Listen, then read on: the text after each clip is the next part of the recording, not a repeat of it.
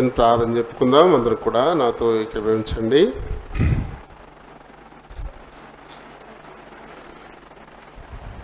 కనికర సంపన్నుడైన మా ప్రియ పరలోకపు తండ్రి, కృపా సత్య సంపూర్ణుడా, వందనాలు స్తోత్రాలు. మీ కృప చొప్పున మా జీవితాల్లో అనుగ్రహించిన మరొక్క పునరుత్థాన దినాన్ని బట్టి హృదయమారా మిమ్మల్ని స్తుతిస్తూ ఘనపరుస్తున్నాను. అని మరి గత పునరుత్థాన దినము నుండి నేటి పునరుత్థాన దినం వరకు మాకంటే గొప్పవారు, మాకంటే బలవంతులు, మాకంటే ధనవంతులు, ఘనులెవరు అనేకులు నాయన లోకాన్ని విడిచిపోయిన వారికి ఉన్నారు. అయితే మీరైతే మీ కృపమేడల హెచ్చుగా నుంచి సజీవుల లెక్కలో ఉంచడమే కాకుండా ఈ సన్నిధి మాకు అనుగ్రహించినందుకు వందనాలు. ఈ రీతిగా ఈ సన్నిధి మేమందరం కూడా సమీపించి పాడి స్తుతించి ప్రార్థించి ఆరాధించడానికి, నీ వాక్యాన్ని ధ్యానించుకోవడానికి ఇచ్చిన ధన్యతను బట్టి హృదయమారా మిమ్మల్ని స్తుతిస్తూ ఘనపరుస్తున్నాను నాయన. ఇంతవరకు పాడి స్తుతించాం. ఇప్పుడు ఈ లేఖనాన్ని ధ్యానించాలని ఆశపడుతున్నాం. మా వినికిడిలోనికి తేబడిన లేఖనాన్ని దీవించి ఆశీర్వదించండి. ఈ లేఖనాన్ని బట్టి దీని బలహీన ప్రభా దీన్ని మాట్లాడడానికి మరి నిలబడబోతున్నాను. నన్ను జ్ఞాపకం చేసుకుని నన్ను ఖాళీ చేయండి. మీ ఆత్మ తాకిడి నాకు అనుగ్రహించండి. మీ స్వాధీనంలోకి తెచ్చుకోండి. మీ చిత్తానుసారంగా నన్ను నడిపించుకొని ఆ ద్వారా మహిమ పొందమని అడుగుతున్నాను. చేర్చబడిన మా ప్రియులందరిని బట్టి వందనాలు. ఈ కొద్ది సమయం నాయన తమ హృదయాలు చెవులని పరలోకపు గవిని వైపు కేంద్రీకరించేలాగున సహాయం చేయండి.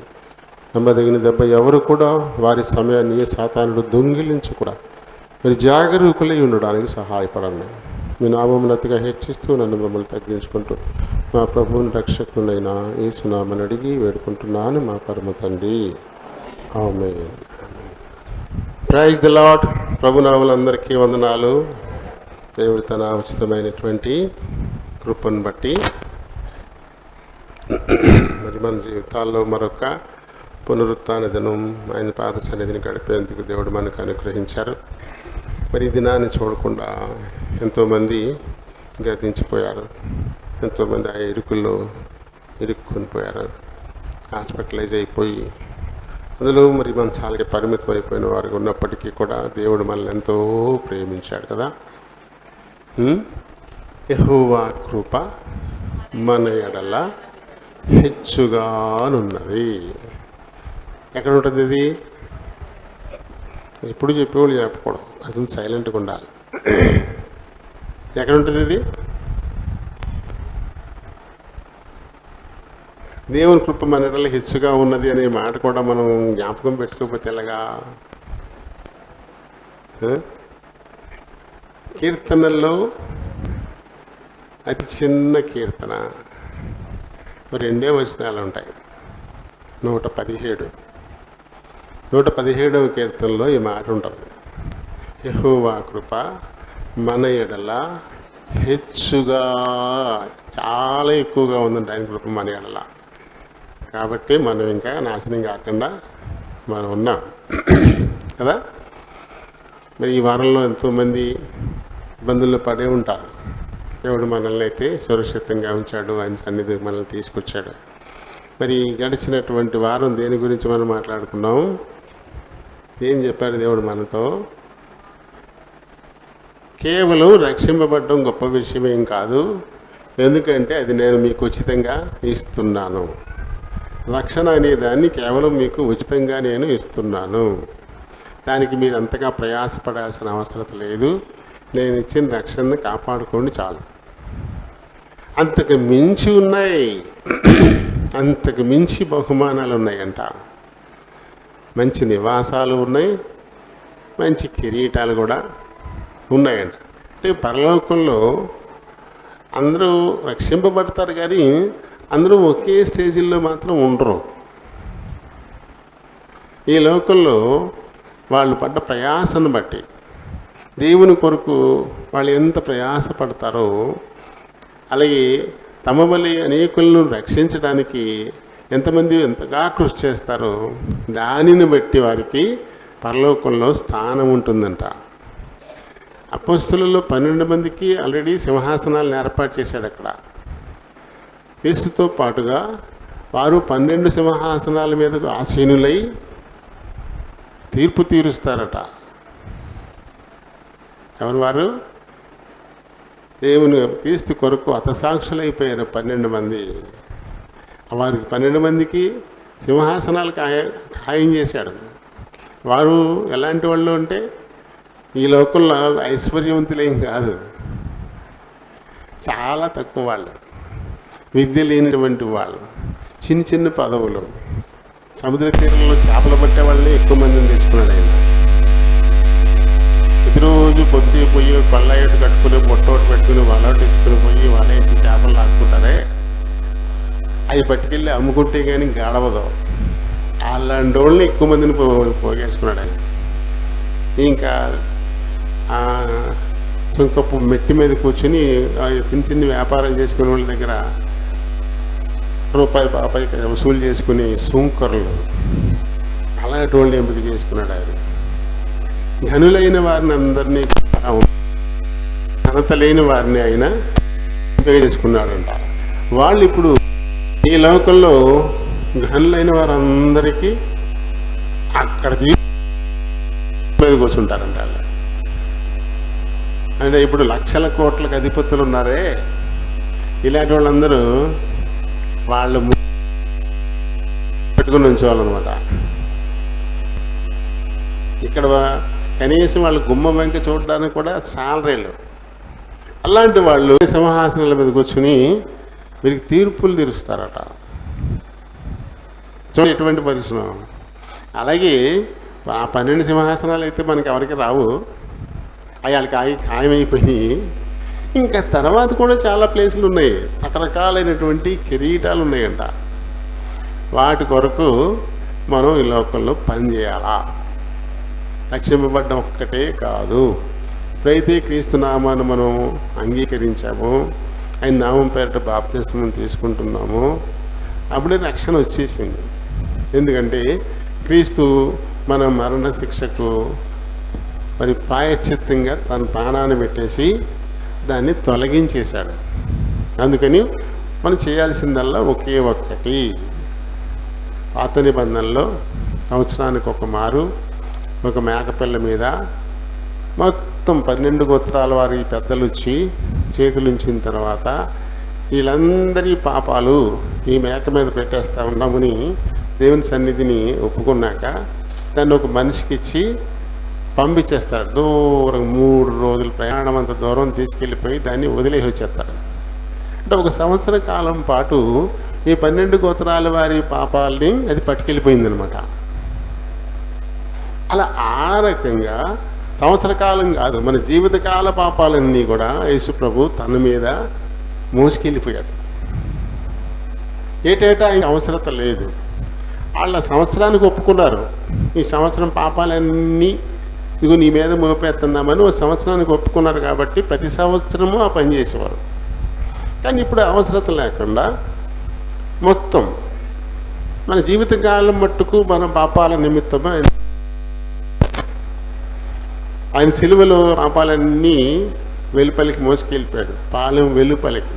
ఆయన యెరూషలేము లోపల సిలువేసి చంపలే, గవిని వెలుపల బయట గోల్గోతా, అది గొప్పత అని పిలువబడేటువంటి ఆ పైన అక్కడ ఆయన సిలువేశారు వెలుపల. అలాగే ఆ మేకపిల్ల కూడా ఆ పాలెనికి వెలుపలికి ఇది మొత్తం అంతా. కాబట్టి మన కోసం దేవుడు ఒక మంచి స్థితి కదా. యోహాను సువార్త 14వ అధ్యాయంలో చెప్పినాడు, ఆ తండ్రి ఇంట అనేక నివాసాలు. అంటే ఇన్ని ఒకే రకమైన నివాసాలు కాదు, అనేక రకాలైన నివాసాలు. అంతే. ఈ లోకంలో అనేక నివాసాలు ఉన్నాయి, అనేక నివాసాలు. అన్నీ ఒకే రకమా? కాదు. ఒక అపార్ట్మెంట్లో అన్ని ఫ్లోర్లు ఒకలా ఉండొచ్చు, అన్ని ప్లాట్లు ఒకలాగా ఉండొచ్చు ఒక అపార్ట్మెంట్లో, అంతే. అలాంటి అపార్ట్మెంట్లు ఎన్నో ఉన్నాయి, అన్నీ డిఫరెంట్.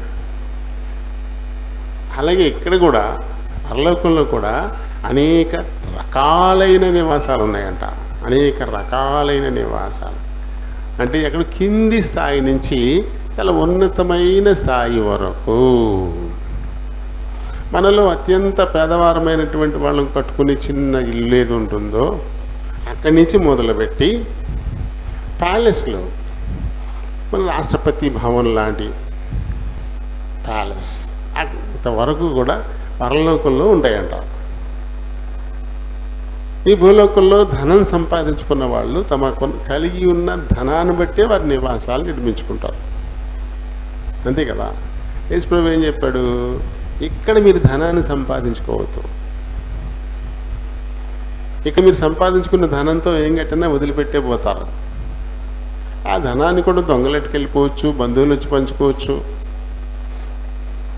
మీతో పాటు పూర్తిగా ఉండదు. ఒకప్పుడు 100 ఎకరాలు ఆసామి, ఆయనకి 4 పిల్లలు పుడితే ఆ తర్వాత తరానికి 25 ఎకరాలు అయిపోతాయి. 100 ఎకరాల ఆసామి స్థిరంగా ఉండడం.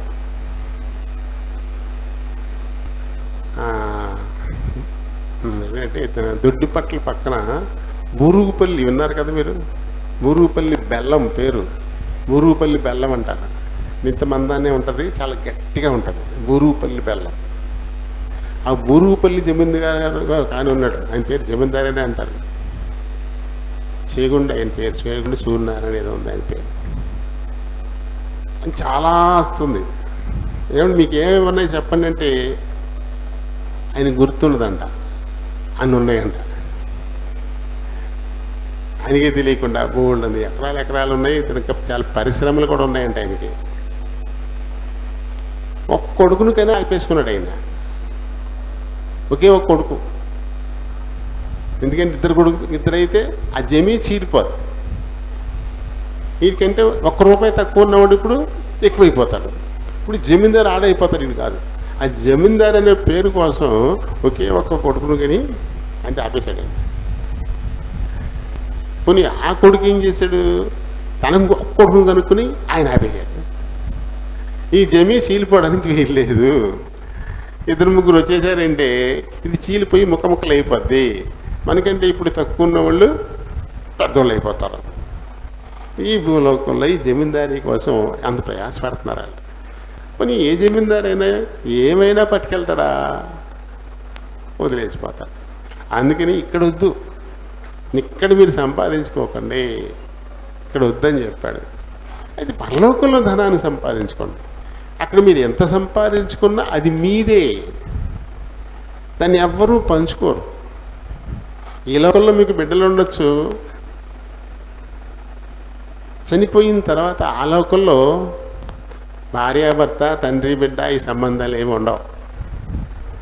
అందరూ ఇండివిజువలే, వ్యక్తులు అన్నమాట. ఇంకా వ్యక్తిగత ఆత్మలే తప్ప అక్కడ బంధాలు ఏమి ఉండవు అందరూ కూడా.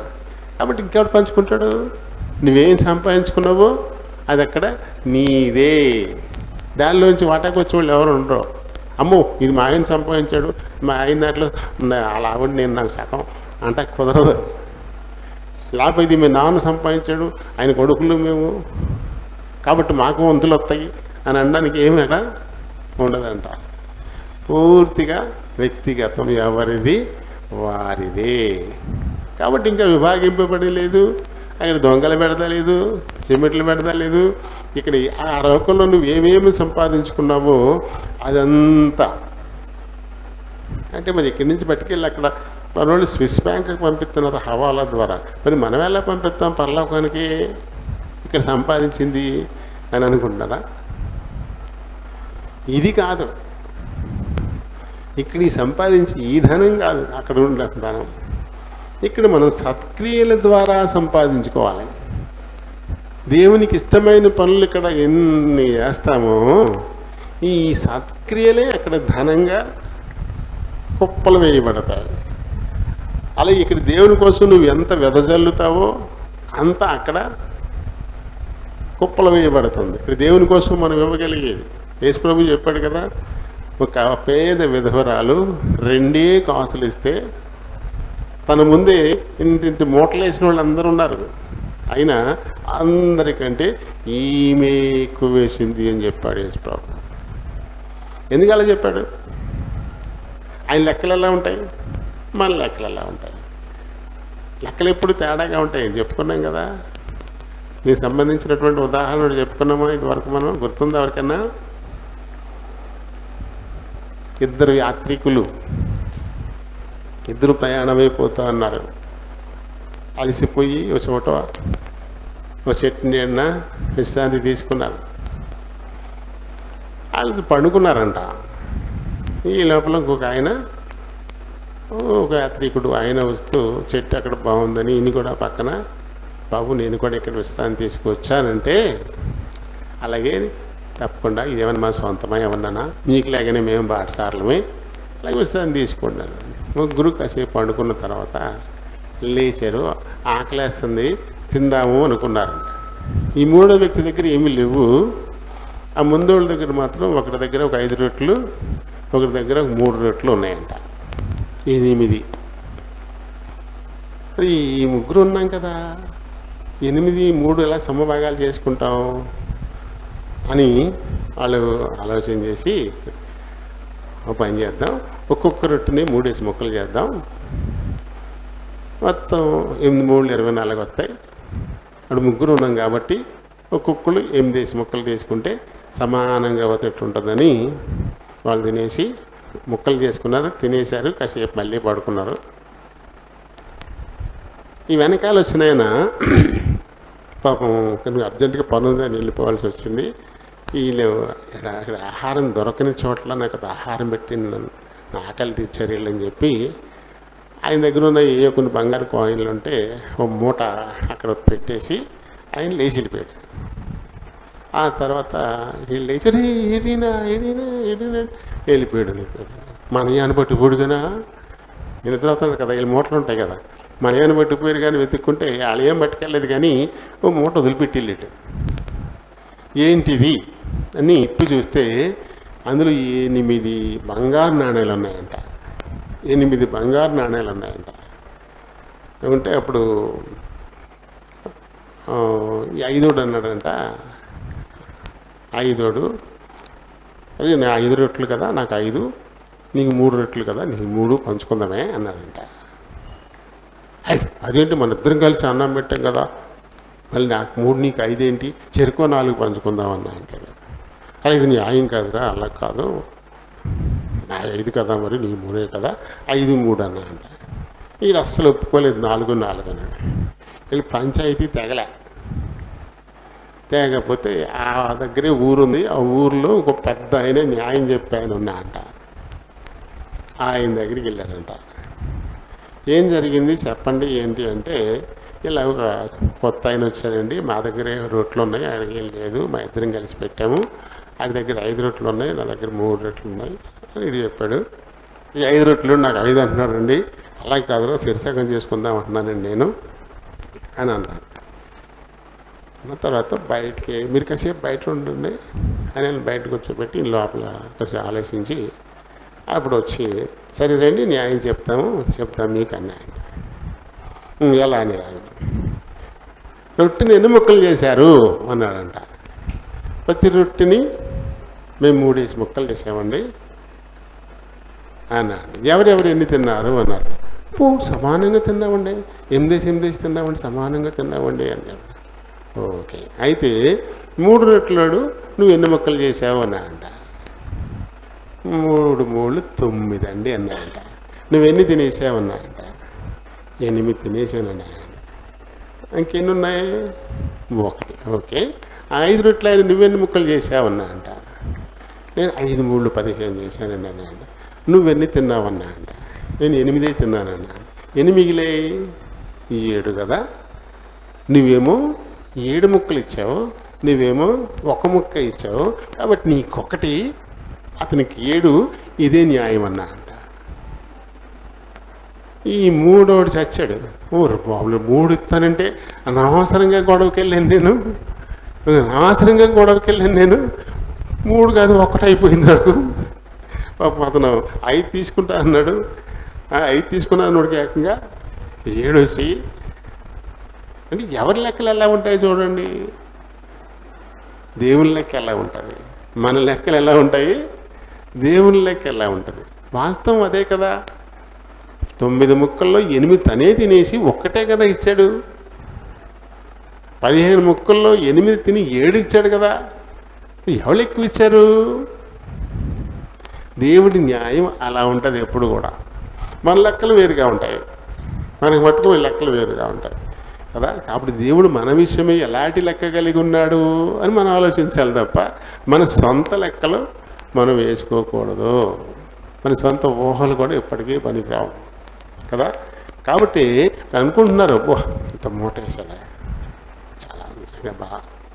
ఇంకొకటి వీళ్ళ మీదే ఇదంతా నడుస్తుంది, ఇదంతా వీళ్ళ మీదే నడుస్తుంది, ఇలా మనుషులు అనుకుంటూ ఉండొచ్చు. కానీ యేసుప్రభు ఏమన్నాడు అక్కడ, అందరికంటే ఈ పేద విధవరాలే ఎక్కువేసింది అని చెప్పాడు.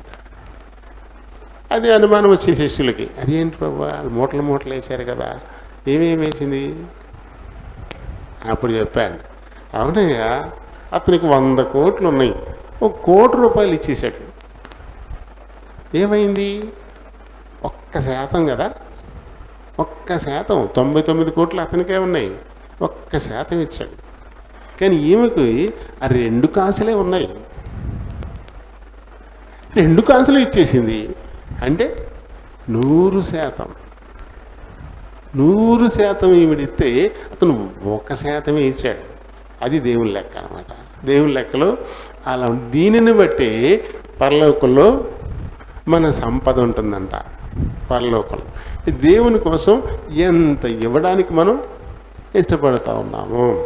ఆయనతో మాట చెప్పాడు 10వ భాగం అని చెప్పేసి. కానీ 10వ భాగం అంటే 10వ మాత్రమే, అది కాకుండా ఇంకా ప్రతిష్ఠిత అర్పణలన్నీ ఉన్నాయి, ఇంకా మొక్కుబళ్ళని ఉన్నాయి. ఇలాంటివి అన్నీ కలుపుకొని దాదాపు 23% వస్తుందంట. మన సంపాదనలో దేవునికి ఇవ్వాల్సింది 23% వస్తుందంట. 10% ఎత్తాకే ఇబ్బంది పడుతున్నాం. 23% ఎత్తాకే ఇబ్బంది పడిపోతున్నాం. 23 అని మనం అనుకుంటున్నాం. ఎందుకంటే 23% ఇచ్చేవాడికి తనకి ఏముందో అది అలానే ఉండిపోద్ది. ఇవ్వనోడికి అది వేరే దారిపోతూ ఉంటుంది. ఇప్పుడు చూడండి, సినిమా స్టార్లు ఉంటారు, 60 కోట్లు 70 కోట్లు సినిమాకి తీసుకుంటారు. వాళ్ళు లెక్కల్లో చూపించేది 10 కోట్లు. 10 కోట్లు అంటే 10 కోట్లలో 4.5 కోట్లు ట్యాక్స్ కింద వెళ్ళిపోద్దంట. ఒక 5.5 కోట్లు వీళ్ళకి ఉంటుంది. అలాంటిది ఇప్పుడు 100 కోట్లు చూపిస్తే 45 కోట్లు పన్ను కింద వెళ్ళిపోతాయి. అందుకని వీళ్ళు ఏం చేస్తారు, మిగతాదంతా బ్లాక్, 10 మాత్రమే చూపిస్తారు. అయితే ఎప్పుడూ ఐటీ వాళ్ళు కనబడద్ది, ఎప్పుడూ పడి దాని మీద పడతారు. తీస్తారు, తీ ఈ ఫామ్ హౌస్ ఎంత ఎట్టు కట్టావు, ఇది ఎలా కొన్నావు, ఇది ఎక్కడ తెచ్చావు, దీని బిల్లు ఏది, ఈ కారు ఇది కొన్నావు, దీని బిల్లు ఏది, ఇవన్నీ తీసి ఏం చేస్తారు, ఇప్పుడు అది దాచుకున్నది మొత్తం పట్టుకెళ్ళిపోతారు. అంటే అక్రమం అంత మొత్తం పట్టుకెళ్ళిపోతారు. ఏముండదు, పైగా కేసు, అది రుజువు అయితే మళ్ళీ జైలు, గౌరవం మర్యాద ప్రతిష్టలు మొత్తం పోతాయి, ఆస్తులు పోతాయి కదా. అలానే దేవునికి ఇవ్వాల్సింది ఇవ్వకుండా బ్లాక్ చేసేవాళ్ళు ఉంటారు కదా. మనకి దేవునికి ఇవ్వాల్సింది ఇవ్వకుండా బ్లాక్ చేసేవాళ్ళకి ఉండదా? మరి దీనికేముంటుంది? దీనికి మొత్తం అంతా ఊడ్చిపెట్టుకెళ్ళి ఆసుపత్రుల్లో పాడేయడమా, లేకపోతే ఊడ్చిపెట్టుకెళ్ళి ఎక్కడో పెట్టుబడి పెట్టి మొత్తానికి అయిపోవడమా, ఇలాంటివి జరుగుతూ ఉంటాయి. ఎందుకంటే దేవుని ఆశీర్వాదం ఉండదు. అంటే ప్రభుత్వ ఆమోదం ఆ బ్లాక్ మనీకి ఉండదు కదా. అలానే మనం బ్లాక్ చేసేదానికి కూడా దేవుని ఆశీర్వాదం ఎప్పటికీ ఉండదు. మనం అనుకుంటున్నాం 23% దేవుడికి ఇచ్చేసిన రోజున మిగతా 77% నీకు అలా ఉండిపోద్ది అంతే. దానిలోంచి 1 పైస కూడా బీరు కాదు, ఇంకా పెరుగుతుంది. అయితే మనం కక్కుర్తిపడి 23లో 3 ఇచ్చి 20 నొక్కేసామనుకోండి, రేపు 80 పట్టుకెళ్ళిపోతాడు దేవుడు.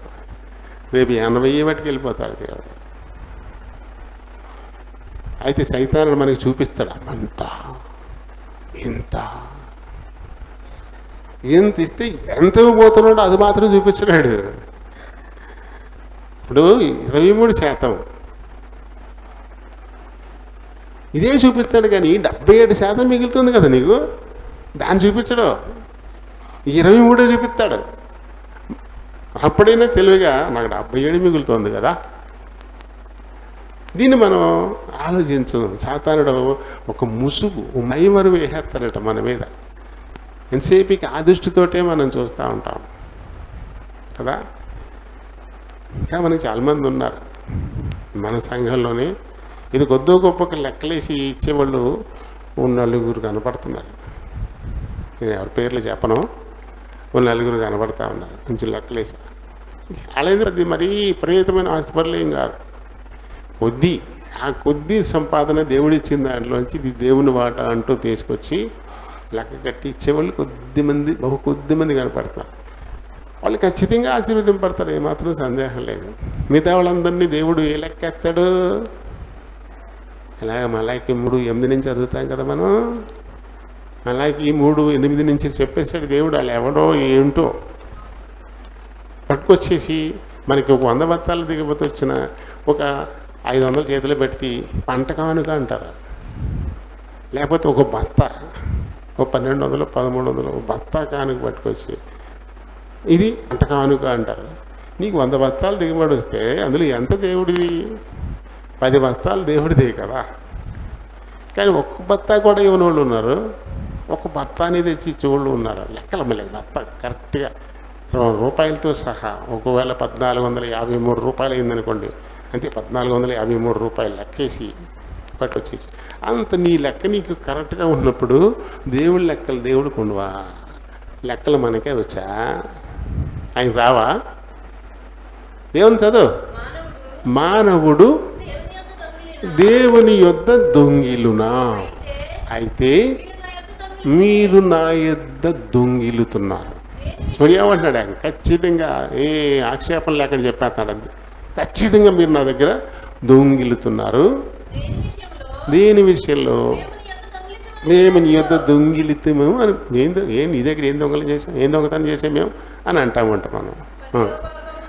10వ భాగములు 5 ప్రతిష్ఠిత అర్పణలు అవి కలపాలి. ఒక్క 10వ భాగం ఒకటేనే కాదు, ఆ ప్రతిష్ఠిత అర్పణలు కూడా ఉన్నాయి.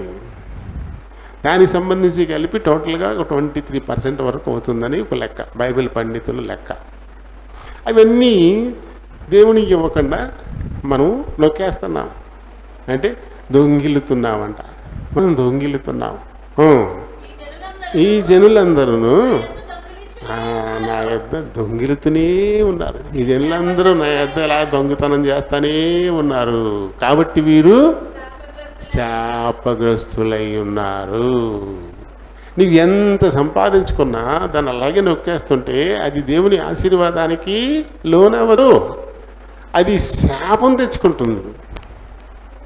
శాపం తెచ్చుకున్న దాన్ని ఇంకెవరు ఆశీర్వదిస్తారు? దేవుని ఆశీర్వాదం పొందితే రూపాయికి 100 పైసలు నీకు ఉపయోగపడతాయి. 100 పైసలు నీకు ఉపయోగపడతాయి. అది ఆశీర్వాదానికి లోను కానప్పుడు ఆ 100 పైసల్లో 70 పైసలే లేదు, 50 పైసలే లేదు, 30 పైసలే నీకు ఉపయోగపడవచ్చు. మిగతా అది వృధా అయిపోతుంది. అయితే నువ్వు ఉంచుకున్నాననే భ్రమలో ఉంటున్నావు అంతే. దేవుని ఆశీర్వాదానికి మనం చోటు ఇవ్వటంలే. దేవుని ఆశీర్వాదానికి చోటు ఇవ్వాలి అంటే మన దగ్గర ఏది ఉంటుందో దానికి దేవుని ఆశీర్వాదం దొరికేలా మనం దొంగిలించకుండా, శాపగ్రస్తులం కాకుండా దానికి మనం లెక్కలేసి ఇచ్చేసేయాలి కదా. అప్పుడే అయితే మనుషులు అనొచ్చు, సాతానుడే మనలో పుట్టించవచ్చు. ఎవరు? అననీయ సప్పిరాలు. అపోస్తలుల కార్యాలు 5వ అధ్యాయంలో అననీయ సప్పిరాలు వాళ్ళకి ముందు బుద్ధి పుట్టింది. మన దగ్గర ఉన్న పొలం అమ్మేసి తీసుకెళ్ళి అపోస్తలులకు ఇచ్చేద్దాం. బర్నబా, అతనికి చాలా ఆస్తిపాస్తులు ఉన్నాయి, మొత్తం అమ్మేసి పెట్టేశాడు అపోస్తలుల పాదాల దగ్గర. బర్నబా పౌలుతో పాటు సేవకి వెళ్ళాడు, చూసారా? బర్నబా తన దగ్గర చాలా ఎక్కువ ఉంది, అంత ఇచ్చేసాడు. వీళ్ళకి అంత ఎక్కువేమీ లేదు, ఆమె కొద్దిది అమ్మేసి ఇచ్చేద్దాం అనుకున్నారు. బాగానే ఉంది అంతవరకు. అమ్మి తెచ్చిన తర్వాత సొమ్ము టేబుల్ మీద పెట్టారు. అప్పుడు మూటల్లో ఉండుంటాయి, కాయిన్లే కదా. ఆ మూటలు చూసేసరికి వీళ్ళకి కన్నెర కలిగి ఎలా సర్ది చెప్పుకుంటున్నారు? తర్వాత మనం పేతురు గారిని వాళ్ళని అడగాలి కదా, మరి చిన్న చిన్న అవసరాలకు మాత్రం ఏం అడుగుతాము? అందుకని ఒకటి ఉంచేసుకుందాం, మిగతా ఇద్దాం. అడిగితే ఇస్తారు అని అడిగి ఇబ్బంది పెట్టడం ఎందుకు? నన్ను అడగొద్దు, అడిగితే ఇబ్బంది అని అన్నారా? ఏముంది అక్కడ? ఎవరికి ఏం కావాలి అంత సమిష్టిగా ఉంచి ఎవరి అవసరతలకు వాళ్ళకి తీసుకుంటున్నారు, ఎవరికీ లోటు లేకుండా ఉన్నారు. అలాంటప్పుడు వీళ్ళకి ఎందుకు ఉంటుంది లోటు? సాతానుడు ఒక కారణం చూపిస్తూ ఉన్నాడు. ఏంటంటే, నువ్వు మళ్ళీ నీ అవసరానికి అడగాలి కదా, చిన్న చిన్న వాటికి ఎందుకు అడుగుతాం? అది నీ దగ్గరే ఉంచేసుకో. ఒక ఆలోచన, ముందు అనుకున్న ఆలోచన వేరు, తర్వాత వచ్చిన ఆలోచన వేరు. సాతానుడు ఇలా ఆ డబ్బు చూసేసరికి మనకి అలా, ఎందుకంటే తక్కువలో బాగానే ఇస్తారు. రోజుకి 100 రూపాయలు సంపాదించేవాడు 10 రూపాయలు ఇచ్చేస్తాడు. 10 రూపాయలు పెద్ద మొత్తంలాగా అనిపించదు, కానీ పెద్ద దశమ భాగం. ఒక 500 సంపాదించినాడు, 50 రూపాయలు కూడా పర్లేదు ఇచ్చేస్తాడు, దశమ భాగం తక్కువ భాగం. 1000 రూపాయలు సంపాదించినాడు, ఇప్పుడు 100 కాగితం కనపడుతుంది ఇచ్చేయాల్సింది. 100 కాగితం అంతా అని డౌట్ వస్తుంది. అయినా దశమ భాగం కదా అని ఇస్తాడు. 10,000 సంపాదిస్తాడు, ఇప్పుడు 1000 రూపాయలు ఇవ్వాలా? అమ్మో 1000, అది 10వ వంతే. నువ్వు 100 సంపాదించినప్పుడు ఇచ్చిన 10వ వంతే, ఈ 10,000 సంపాదించిన ఇచ్చేది 10వ వంతే. 1,00,000, 10,000, అప్పు 10,000 ఇచ్చేయాలా? ఇలా సంఖ్య నీకు మరి 90,000 మిగులుతుంది కదా. 9 రూపాయలు మిగిలినప్పుడే చాలా సంతృప్తిగా ఉన్నావు. ఇప్పుడు 90,000 మిగులుతున్నప్పుడు ఎందుకు ఆ సంతృప్తి లేదు? ఎవరు నిన్ను మోసం చేస్తూ ఉన్నారు? సైతాన్. మరి నిన్ను మోసం చేసేస్తున్నాడు. దేవుని ఆశీర్వాదం నీ మీదకి రాకుండా చేసేస్తున్నాడు. ఒక్కసారి దేవుడు ఆశీర్వదిస్తే వారిని ఎవ్వరూ శపించలేరు. తమకు తామే శాపగ్రస్తులు కావాలి. అది మనకి బిలాము, బాలాకు, ఇశ్రాయేలీలు ఆ సందర్భం మనకు చెప్పింది. సంఖ్యాకాండ 23 అధ్యాయాలు మనం చదువుతాం. ఇశ్రాయేలీలు దేవుని ఆశీర్వాదం పొందినటువంటి జనులు కాబట్టి వారిని నేను జయించలేను అని అమోరీ రాజు బాలాకు అనుకున్నాడు. అనుకుని వీరిని ఎవరైనా శపిస్తే బాగుండు, నేను వీళ్ళని గెలవచ్చు అని కాసులు కక్కుర్తుపడి ఓ కుహనా ప్రవక్త, నేను కూడా ప్రవక్తని అని చెప్పుకుని ఓ బిలాము కూడా కనబడ్డాడు. ఆయన దగ్గరికి మనుషుల్ని పంపించాడు. నువ్వు రా, నీకు బోల్డ్ బహుమానాలు ఇస్తాను, నా తరపున ఈ ఇశ్రాయేలీ జనాంగాన్ని నువ్వు శపించు అన్నాడు. ప్రవక్తకి డబ్బుతో పని ఏంటి అసలు? ప్రవక్తకి డబ్బుతో పని ఏంటి? ప్రవక్తను దేవుడు పోషించుకోడు, దేవుని ప్రవక్త కదా అయినా. కానీ ఆ బహుమానాలు ఆశించి నీ పిల్లల్ని శపించడానికి రమ్మంటున్నాడు. నీ పిల్లల్ని శపిస్తూ నాకు ఇంత బహుమానం ఇస్తాడంట, వెళ్ళమంటావా అని నాన్న అడుగుతున్నాడు. అని నాన్న అడుగుతాడు. ఎంత మూర్ఖత్వం చూడండి, ఎంత మూర్ఖత్వం. మీ అబ్బాయిని కొట్టమని వాడు నాకు డబ్బులు ఇస్తున్నాడు, కొట్టమంటావా అని అలా నాన్న అడుగుతాడు. ఎవడన్నా గుండు వగలు కొట్టేస్తారు కదా. వెంటనే దేవుడు కోపం వచ్చింది. ఆయన ఏదో ప్రవక్తని పేరెట్టుకున్నాడు కదా అని అది కఠినంగా మాట్లాడకుండా వద్దు, వెళ్ళొద్దు అన్నాడు అంతే. సింపుల్గా వెళ్ళొద్దు అన్నాడు అంతే. వీడు మూతు ముడుచుకుని ఇంట్లో కూర్చున్నాడు. వెళ్ళొద్దు అన్నాడు, నన్ను వెళ్ళొద్దు అన్నాడు బహుమానం తీసుకోవడానికి. మళ్ళీ వచ్చారు వీళ్ళు. నిన్ను గణపరచలేడు అనుకుంటున్నావా? నేను ఇంకెలా బహుమానాలు ఇస్తాను అంటే మళ్ళీ పంపించాడు. మాలాగా వదిలిపెట్టలే. మళ్ళీ ఆశ వచ్చింది, మళ్ళీ వెళ్ళాడు. మళ్ళీ వచ్చారు వాళ్ళు. వెళ్ళమంటావా? ఇప్పుడు ఏమన్నాడు? వెళ్తే వెళ్ళు కానీ చెప్పించొద్దు అన్నాడు దేవుడు. మరి ఇంకెందుకు వెళ్ళడం? వెళితే వెళ్ళు కానీ చెప్పించొద్దు అన్నాడు. అంటే వెళ్ళొద్దనే కదా అని అర్థం. కప్ప బయలుదేరి వెళ్ళిపోయి వెళ్ళమన్నాడు కదా. ఎందుకు వెళ్ళమన్నాడు? చెప్పించడానికి కాదు కదా, చెప్పించొద్దని చెప్పాడు కదా. నువ్వు వెళ్ళు, కాళ్ళ చేత తప్ప ప్రయోజనం ఏమీ లేదు. అప్పుడు ఎందుకు వెళ్ళడం? కప్ప వెళ్ళిపోయాడు. దేవుడికి చాలా కోపం వచ్చింది. నేను కొట్టేయాలనుకున్నాడు. తన దూతను పంపించాడు. ఈ గాడిదకి ప్రయాణం చేస్తా ఉంటే దూత కత్తి దూసిలో అడ్డంగా నుంచున్నాడు. ఈ మూర్ఖుడికి కనపడతలేదు అది, పశువుకి కనపడ్డది, ఆ గాడిదికి కనపడదు. దూత అక్కడ నిలబడ్డాం. ఈ ప్రవక్తను చెప్పుకుని వాడికి కనపడలే. ముందుకెళ్తే కత్తించుకుని నరికేసేలాగా ఉన్నాడు బాబా అని చెప్పి ఈ గాడిద ఇలా ఇలా ఇలా ఇలా తప్పుకుని ఇలా తప్పుకుంటే గోడ ఉంటే గోడకేసి రాసేసిందండి, పడేసింది, మంటెక్కింది. గబగబలే దాన్ని లేచి దాన్ని కొట్టేశాడు. ఇప్పుడు దానికి మానవ స్వరం ఇచ్చాడు దేవుడు. చెయ్యి, బుద్ధి లేదా నీకు, నన్ను కొడతావా, ఇన్నాళ్ళ నుంచి నా మీద నువ్వు ప్రయాణం చేస్తున్నావు, ఎప్పుడైనా ఇలా చేశాను నేను అని గాడి తిడుతుంది.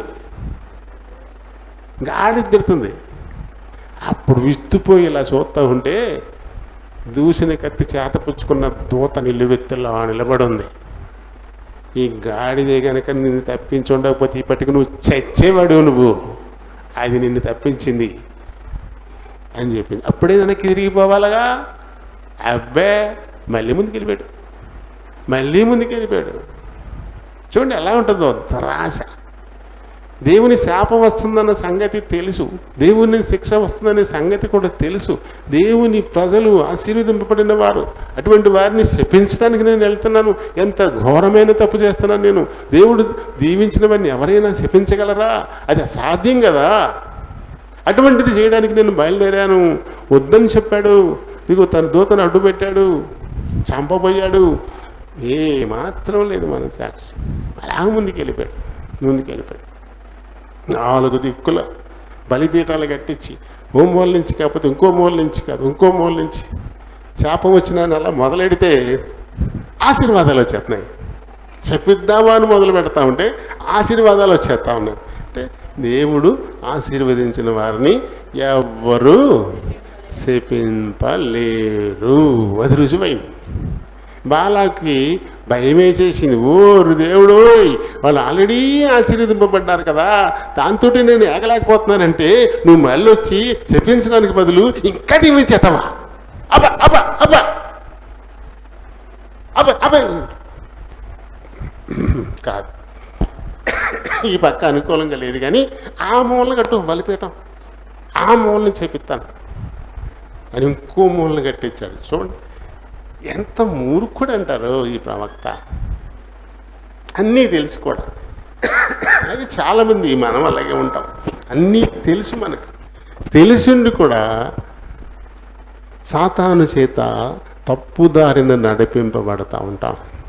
దేవుని కోసం నువ్వు లెక్క లేకుండా పెట్టు ఖర్చు, ఇదంతా దేవుడిదే. దేవుని కోసం నువ్వు లెక్క పెట్టుకోకూడదు. లెక్క ఏంటి అసలు? ఈ మందిరాన్ని మనం కట్టేటప్పుడు అందరూ ఈ బడ్జెట్ ఎంత అని అడిగేవారు. ఎంత బడ్జెట్ అని. బడ్జెట్ అంటే ఏంటంటే మొత్తం ఇంత అమౌంట్లో మనం కట్టాలా, ఎంత అమౌంట్ ఉంది, ఇంకెంత దీనికోసం మనం సమకూర్చుకోవాలా, ఈ లెక్కలన్నీ ఉంటాయి ఈ బడ్జెట్లో. నేను చెప్పేది ఒకటే, బడ్జెటా? అదేంటి బడ్జెట్? ఏం లేదు. దేవుడు ఎక్కడ దాకా తీసుకెళ్తాడో అక్కడ దాకా వెళ్ళిపోవడమే. బడ్జెట్ ఏం లేదు అంటే లెక్కలేదు. ఇక మనకి లెక్కేసుకోలేదు, ఇంత అంత అవుతుందని లెక్కేసుకోలేదు. అయితే మన సహోదరులు స్పందించి ఇచ్చింది మట్టుకు రాశాను. ఎంతవరకు ఇచ్చారు ఎవరిని అడగలేదు. నువ్వెంత ఇస్తావు, నువ్వేంటి ఏం అడగలేదు. వాళ్ళు ఏమి ఇస్తే అది రాశాను.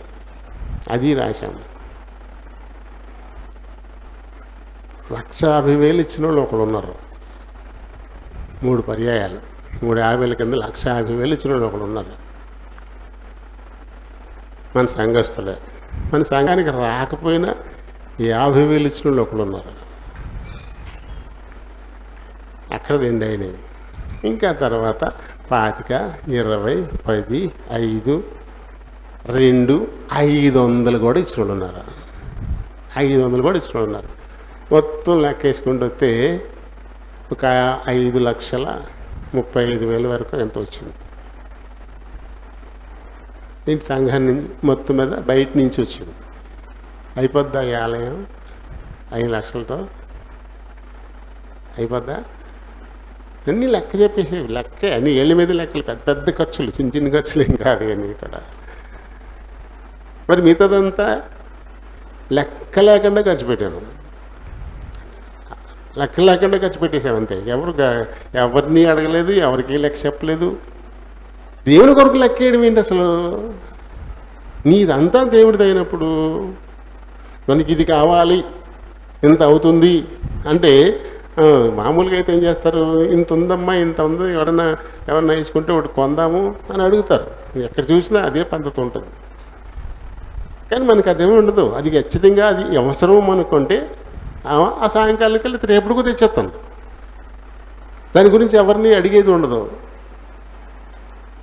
అదే కదా వృద్ధి.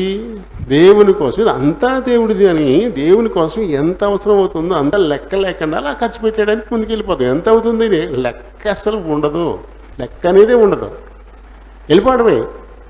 అయితే ఇది సమకూడుతుందా? ఇతరుల ద్వారా దేవుడు సమకూరిస్తే సమకూరుస్తాడు, లేకపోతే నాది దేవుడిదే కదా. అది దేవుడి కోసం అలా ఖర్చు పెట్టుకుంటూ వెళ్ళిపోవడమే. లెక్కలంటూ ఏం ఉండవు. అప్పుడే కనపడుతుంది వృద్ధి. ఎప్పుడు కూడా ఎప్పుడు లెక్క లేకుండా దేవుని కోసం మనం చేయడానికి ముందుకు వెళ్తాము. ఎప్పుడు దేవుడికి ఇచ్చే కాడ అసలు లెక్కలేయకూడదు. దేవుడికి ఇచ్చే కాడ చిల్లర అసలు మార్చకూడదు. కొంతమంది చిల్లర మారుస్తారు. సందా వేయడం కోసం 100 రూపాయలు చిల్లర ఉందా, 100 రూపాయలు చిల్లర 10 రూపాయలు వేస్తారు సందా. 100 రూపాయలు చిల్లర, ఆ 100 ఎవడు ఇచ్చాడు నీకు? నీకు అదే ఉంది, ఇంకేమీ లేదు అన్నప్పుడు అది దేవుడిదే. ఇచ్చేయడానికి నువ్వు ఇష్టపడాలి. నువ్వు ఇంటికి వెళ్ళేటట్టుగా దానికి 10 రెట్లు ఉంటుంది నీ దగ్గర. ఆ విశ్వాసంతో మనం చేయాలి ఎప్పుడు కూడా. ఇదే ఉంది, దేవునికి ఇవ్వడానికి ఇదే మన దగ్గర ఉంది కాబట్టి దీన్ని నేను మార్చకూడదు. ఇది దేవునిదే. ఈరోజు ఆయనకి వెళ్ళాలి, ఇది దేవుని అంతే చేయాలంతే. అంతేగాని ఆ కిరాణా కొట్టుకాడ ఈ కిరాణా కొట్టుకాడ ఆగి 100 రూపాయలు చిల్లరగి, లేకపోతే 10 రూపాయలు ఏమంటుకొని 90 రూపాయలు 80 ఉంచుకొని మళ్ళీ ఒకటేసి ఇలాంటివి చేయకూడదు. అలాంటివి చేసినప్పుడు ఎప్పుడు కూడా దేవుడు మనకి ఇవ్వడానికి కూడా గీసే ఇస్తాడు. కొంతమంది తల్లిదండ్రులు ఉంటారు, పిల్లలకి ఇవ్వడానికి గీసేవాళ్ళు. గీసి 100 రూపాయలు అడుగుతాం, ఇది 100 రూపాయలు 100 రూపాయలు వచ్చి నీకు ఈ 10 ఎట్టుకెళ్ళి అని గీసి ఇచ్చే తల్లిదండ్రులు ఉంటారు. అప్పుడు ఎంత బాధ కలుగుతుంది మనకి? అలాంటి పిల్లలకి ఎంత బాధ కలుగుతుంది కదా. గీత అడుగు 100 అడిగాడు, 100 రూపాయలు వస్తూ కొనుక్కుంటాడేమో, 110 100 రూపాయలు ఆడు అవసరం ఉంది అడిగి ఇంక నువ్వేమెత్తున్నావు? ఏమి ఉండదు కదా. 10 ఎంత సంతోషపడతాడు, ఎంత ఆనందపడతావు. నాన్న ఎంత మంచాడు అంత. ఆడు దుర్వ్యసనాలకు వెళ్తున్నాడు అంటే కంట్రోల్ చేయడానికి ఆపడం తప్పదు. ఆడు కాజ్ జెన్యూన్ అయినప్పుడు మనం ఎప్పుడు కూడా గీయకూడదు. అలాగే దేవుడి దగ్గర మనం ఇవ్వడం అనేది జెన్యూన్, ఇది మనం ఇవ్వాలంతే.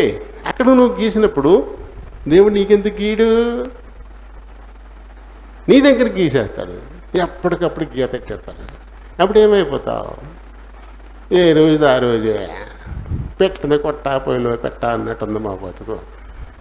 ఇలాంటి మాటలు వస్తాయి. ఎందుకలా? ఒకసారి దేవుని కోసం నువ్వు చేసి చూడు. నీ లెక్క లేకుండా అయినా నేను నీవాడిని, నాది నీది. వెండి పసిడి దిగో ఈసామైనను నాకై ఉండవలేనని కోరాను అంటాడు. ఇదిగో నా దగ్గర ఉన్న వెండి, ఇదిగో నా దగ్గర ఉన్న బంగారం, ఇంత కూడా నా కోసమని నేను అనుకోవట్లేదు, ఇదిగో నీది నీ కోసం అంటాడు. అలా ఎప్పుడు ఉంటారో వాళ్ళు పరలోకంలో ఎంత మేటలైపోద్ది వాళ్ళ ఆస్తి. పరలోకంలో వాళ్ళ ఆస్తులు మేటలైపోతాయి. వాళ్ళ స్థితి ఎలా ఉంటుంది? మన దేశంలో ఉండే అంబానీల కంటే, అదానీల కంటే, బిల్గేట్స్ కంటే, టాటా బిర్లాల కంటే ఎక్కడ వెళ్ళిపోతాం. ఇక్కడ గొప్ప గొప్ప వాళ్ళందరూ ఆడి కార్లోను, బెంజ్ కార్లోను, లేదా స్పెషల్ ఫ్లైట్లోనూ తిరిగేవాళ్ళు వీళ్ళ ముందు తెల్ల మొక్కలు వేసుకుని ఇలా చూస్తారన్నమాట. ఎందుకంటే దేవుడి కోసం వాళ్ళు చేసింది ఏమీ లేదు. తమ ఆస్తులు పెంచుకోవడానికే దేవునికి ఇష్టమైన పని చేయలేదు. వాళ్ళ కంపెనీల్లో జీతాలు చాలక అర్రకొర బతుకుతున్నటువంటి వాళ్ళ కోసం ఒక 10,000 ఎక్కువ జీతం ఇద్దాం అనుకున్న వాళ్ళు కాదు. ఎందుకంటే అలా అనుకుంటే ఏమవుతాయి? అసెట్స్ తగ్గిపోతాయి. ఇప్పుడు ప్రపంచంలో ఉన్న 10 మందిలో నేను ఒకరిని అనిపించుకునే స్థాయి కోల్పోతారు. అందుకోసం కఠినంగా ఎంతెంత లాభాలు వచ్చిన అదాని అతని ఒక్కరోజు ఆదాయం 1000 కోట్లంట. అదానీ గ్రూప్ ఆఫ్ కంపెనీస్, అతని ఒక్కరోజు ఆదాయం 1000 కోట్లంట. మొన్న పేపర్లో వచ్చింది. ఒక్కరోజు ఆదాయం 1000 కోట్ల ఆదాయం. ఇది ఇక్కడ లక్షల కోట్ల ఆస్తులు ఉన్నాయి. అలాగా వాటి మీద నుంచి వచ్చే లాభం రోజుకి 1000 కోట్లు, సంవత్సరానికి 365,000 కోట్లు. పోనీ మరి ఈ కంపెనీలో పనిచేసేటువంటి బడుగు మరి జీతగాళ్ళకి ఏమి ఇస్తున్నావు? అది అంతే, అది మాత్రం పెంచరావు. అంటే నీకు ఇచ్చిన దేవుడు నీకు ఇచ్చిన ఈ సంపదను అవసరతలో ఉన్న వాళ్ళకి నువ్వు పంచాలి కదా. అలా ఇవ్వడం వల్ల నీకేమైనా తగ్గిపోతుందా? లేదు. ఈ లోకంలో నీ స్థితి పైన ఉండాలని కోరుకుంటూ వరల్డ్ టాప్ 10 నెంబర్లో నేను టాప్ ఉండాలా అనుకుంటూ పోగొట్టడానికే చూస్తున్నావు తప్ప అవసరతలో ఉన్న వాళ్ళని ఆదుకోవడానికి నువ్వు ఏమాత్రం ప్రయత్నం చేయట్లే. కాబట్టి ఏమవుతుంది? పరలోకంలో అలా దిగిపోతుంది. ఇంత మిగులుద్ది అనమాట అక్కడ. ఇక్కడ దేవుని కోసం లెక్కపత్రం లేకుండా ఎవరి ముందు ఉంటాడో వాళ్ళు ఎక్కడ ఉంటారు? పైన ఉంటారు. అలా ఆలోచిస్తున్నాం ఎప్పుడైనా మనం? దీన్ని మనం ఆలోచించుకోవాల్సిన వారంగా ఉన్నాం. ఎందుకంటే దేవుడు చెప్పాడు, వీరు నా దగ్గర దొంగిలుతూనే ఉన్నారు, వీరు శాపగ్రస్తులు. ఒకసారి దేవుడు ఆశీర్వదిస్తే వాళ్ళని చెప్పించే వాళ్ళు లేరు. ఒకసారి దేవుడు చెప్పిస్తే వాళ్ళు ఇంకెవరు ఆశీర్వదిస్తారు? ఇంకెవ్వరూ ఆశీర్వదించలేరు. దేవుడు శపించిన వారిని ఆశీర్వదించే వాళ్ళే లేరు ఇంకా ఈ లోకంలో. ఇది ఎందుకు మనకు అర్థం కాదు? ఎందుకు అర్థం కాదు? నువ్వు జెన్యూన్గా లెక్కయి. వారమా లేకపోతే నెల, ఆ నెలలో నీకు ఎంత ఆదాయం వచ్చింది? ఎంత ఆదాయం వచ్చింది? ఆదాయం అంటే పెట్టుబడి తీసేయి, మిగిలిన లాభం ఎంత? అదే ఆదాయం లెక్క. మనకి పెట్టుబడి కాదు కదా. ఆదాయంలో ఇది 10, ఇది దేవుడిదే, ఇది నాది కాదు అని చెప్పేసి అదే నెలలో మనం చేసుకోవాలి అంతే. యావరేజ్ చేసుకోకూడదు సంవత్సరం అంతా. ఎందుకు? ఇదేనా ఒకటేగా. ఓ నెలలో నీకు 10,000 లాభం వచ్చినాయి, 1000 రూపాయలు దేవుడిదే. ఇంకో నెలలో నీకు 5,000 లాభం వచ్చినాయి, అప్పుడు 500 దేవుడిదే. ఉన్నదానిలోంచే కదా. 12 నెలలకి నువ్వు యావరేజ్ చేసినా అదే వస్తుంది. ఏ నెలకి ఆ నెల? 12 నెలలు. బాకీ పెడతావా దేవుడికి? ఈ నెల నీకు ఇచ్చిందని ఈ నెల ఇచ్చేయాలి నువ్వు. అయితే వారం బట్టవాడా, వారం రోజుల లెక్క ఆదాయం లెక్కేసుకుని వారానికి ఇచ్చేసేయాలి. ఎందుకంటే తర్వాత వారం నువ్వు ఉంటావో ఉండబోయే లోకంలో ఎవరు చెప్తాడు? ఇయర్లీ పెడితే సంవత్సరం అంతా నువ్వు ఉంటావో ఉండవు ఎవరు చెప్తారు? నువ్వు బాకీ పడి వెళ్ళిపోతావు కదా. ఈ బాకీ ఎప్పటికప్పుడు తీర్చేసుకోవాలి కదా. ఎప్పటికప్పుడు దేవుడికి తెలిసింది ఎప్పటికప్పుడు చేసేయాలి. అందుకే నా చేతులతో ఒట్టి చేతులతో నా సన్నిధిని ఎప్పుడు కూడా ఎవరు కనపడకూడదు అంటాడు ఆయన. ఒట్టి చేతులతో నా సన్నిధిని ఎవరు కనపడకూడదు అంటే వారానికి ఒకసారి వస్తాను. ఈ వారం దినాల్లో దేవుడు నీకు ఏది ఇచ్చాడు అందులో ఇవ్వాల్సిన దేవుడికి పట్టుకొచ్చి ఇచ్చి చేయాలనేది దేవుని ఉద్దేశం. అది ఒట్టి చేతులతో నా సన్నిధిని ఎవ్వరు కూడా కనపడకూడదు. ఆదివారం ఆరాధన వేసి ఆ చందా లెక్కలోకి రాదు. అది కాదు, అది వేరేది. అది దశమభాగంలోకి రాదు. ఇది ప్రతి పునరుత్థాన దినం ఇచ్చేటువంటి కానుక వేరు. దానికి దశమభాగానికి సంబంధం పెట్టుకోకూడదు. దశమభాగాన్ని కానుకగా వేయకూడదు. అదే ఇది దేనికి దానికే లెక్కలు.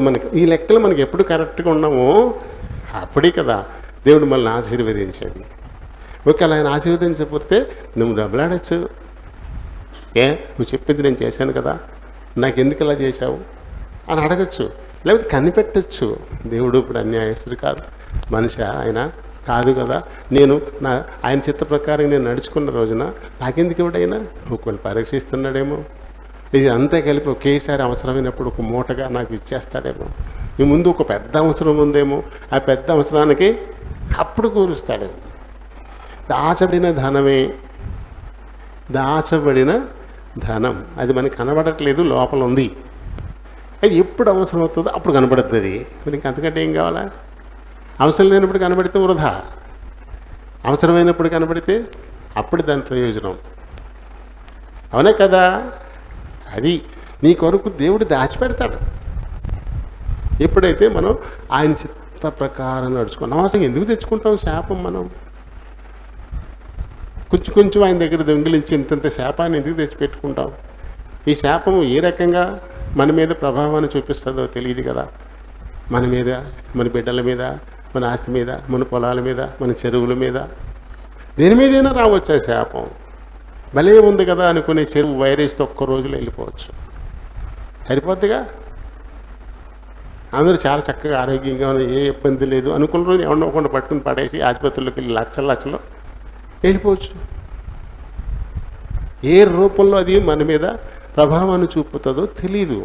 ఎందుకు అటువంటి శాపాన్ని మూట కట్టుకుని దాచుకోవడం? నిప్పు కణికను మూట కట్టుకుని జోలో పెట్టుకుంటే తాగుద్దా? అది పైన కింద కాల్చేద్ది. ఆ గుడ్డ కాలిపోయాక జేబు లోపల కాలిపోద్ది, బయటికి కాలిపోద్ది, మధ్యని కాలిపోద్ది, మొత్తం కాలిపోద్ది. నిప్పు కణిక, శాపం నిప్పు కణిక అంటే డేంజర్. దయచేసి అటువంటి శాపాన్ని మనం మూట కట్టుకోవద్దు, చేయకూడదు. అలా అంతే. ఇంకా ఈ శాపాలే మన మీదకి వస్తుంది. కిరీటాలు ఎక్కడి నుంచి వస్తాయి? ఇంకా కిరీటాలు ఎక్కడి నుంచి వస్తాయి? ఆల్రెడీ శాపాల కిరీటాలు ముళ్ళ కిరీటాలలాగా సిద్ధమై కూర్చున్నాయి, మళ్ళీ గాయపరిచి మళ్ళీ బాధ పెట్టేటువంటివి. ఇంకా మంచి కిరీటాలు వస్తాయా? చదివిన లేఖన భాగంలోకి వద్దాం. ఇప్పటిదాకా ఇదంతా కూడా గంట అయిపోయింది, 11 అయిపోయింది, గంట అయిపోయింది. అది చాలా ముఖ్యమైన విషయం. కిరీటాలకి ఇదే ముఖ్యమైనది కదా. ఈ స్థాయి దాటాకే కదా నీ కిరీటాలు వచ్చేది. ఈ స్థాయి దాటితేనే మనం కిరీటాలని సంపాదించుకుంటాం. ఏమి ఇబ్బంది లేదు, ఏ భయము ఉండదు. నాకు అనిపిస్తుంది అసలు పాటలు నిద్రతో కూడా పాట పాడుకుంటూ ఉంటాను. నాకు ఆశ్చర్యం కలుగుతూ ఉంటుంది. పడుకుంటూ నిద్రపోతూ ఉంటాను, పాట రింగ్ అవుతూ ఉంటుంది. బయటికి టాయిలెట్కి వెళ్తాము, లేచేసరికి ఆ పాట వస్తూ ఉంటుంది. ఎలాగా నాకే తెలియకుండా ఆత్మలో పాట అలా పాడుకుంటూ ఉంటాను అనమాట. ఆహా, ఇలా వెళ్ళిపోతే ఎంత బాగుంటుంది అనిపిస్తుంది. అలా పాడుకుంటూ ఇది వెళ్ళిపోయింది అనుకో, ఇంకేంటి అసలు ఎంత ధన్యత, అది ఎంత గొప్ప విషయం. అది చాలా అలా వెళ్ళిపోతే ఎంత బాగుండు అలా అలా అనిపిస్తూ ఉంటుంది. భయం వేయదు, పోతానా అని భయం వేయదు. అలా భయం ఎందుకు వేయట్లేదు? భయం ఎందుకు వేయట్లేదు అంటే భయం లేదు కాబట్టి. భయం దేనికి? ఈ శరీరానికి, ఆత్మకి భయం, శరీరానికి కాదు. అది మట్టిలో కలిసిపోతుంది. దీనికి తీర్పు లేదు. ఇదేమీ కాలదు. అక్కడ ఆత్మను కాల్చే అగ్ని ఉంటుంది. అక్కడికి వెళ్ళేది ఆత్మే. కాబట్టి భయం దేనికి? మరణం అంటే భయం దేనికి? ఆత్మకే, శరీరానికి కాదు కదా. కాబట్టి మరణం అంటే భయం లేని స్థితికి మనం వచ్చేయాలి.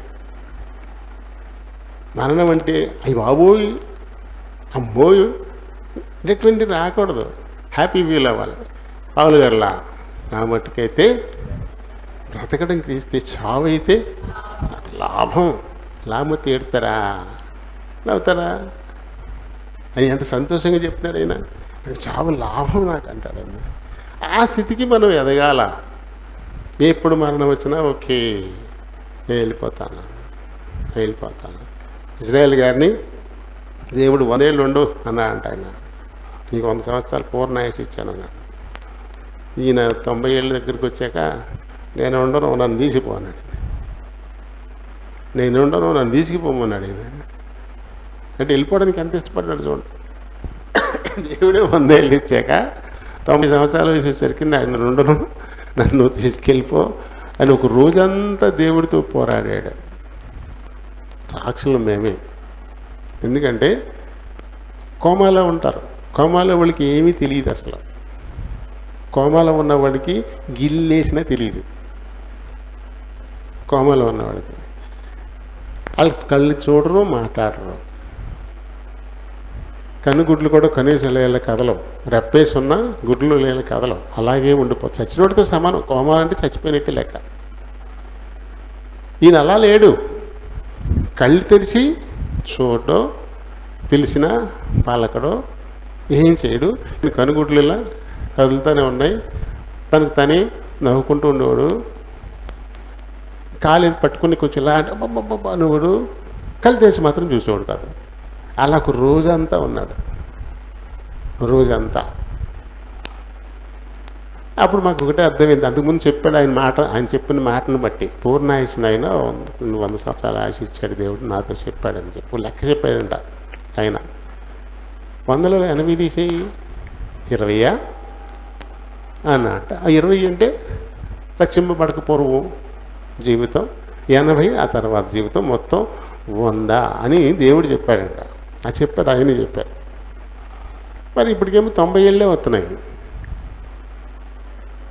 మరి ఈ పోరాటం ఏంటి? నేను చేస్తాను అంటాడు ఈయన. నీకు 100 ఏళ్ళు ఇచ్చాను అంటాడు ఆయన. వీళ్ళిద్దరి మధ్యన వాదం అనమాట. వాళ్ళ మధ్యన జరిగే ఈ సంఘర్షణలో అప్పుడప్పుడు నవ్వుతూ ఉండేవాడు. కలితీర అలాగే ఉండి నవ్వు ఇవ్వడు. కనుగుడ్లు అలా కదులుతూ ఉండి నవ్వివాడు. ఇలా లాగితే ఉండప్పుడు కలిది ముగ్గురు మన అన్నయ్య మొత్తం నలుగురు కూడా చుట్టూ చేరి నా అస్సలు పలికేవాడు కాదు, అస్సలు తెలిసేవాడు కాదు. వెళ్ళిపోతాకేనే ఇంత ఇష్టపడ్డాడు. 10 ఏళ్ళు ఇంకో ఇక్కడ ఉండొచ్చు. పోనీ ఎప్పటికేమైనా కర్ర అవసరం అయింది ఆయనకి? చూపు తగ్గిందంటే ఏమేమో అంగలేదు, కర్ర అక్కర్లేదు. మెట్టెక్కితే చెయ్యితే అదే అని కూడా అంతే, అలాగే ఎక్కేసేవాడు. మరి ఎందుకు ఉండడానికి ఇష్టం లేదు. ఇక వెళ్ళిపోవడానికి చాలా సంతోషపడిపోయాడు. నేను వచ్చేస్తాను నీ దగ్గరికి, నేను ఇక్కడ ఉన్నాను. పోరాటం, ఒక రోజంతా పోరాటం. తెల్లారింది, రాత్రి అయిపోయింది, తెల్లారింది, కళ్ళు తెరిచాడు.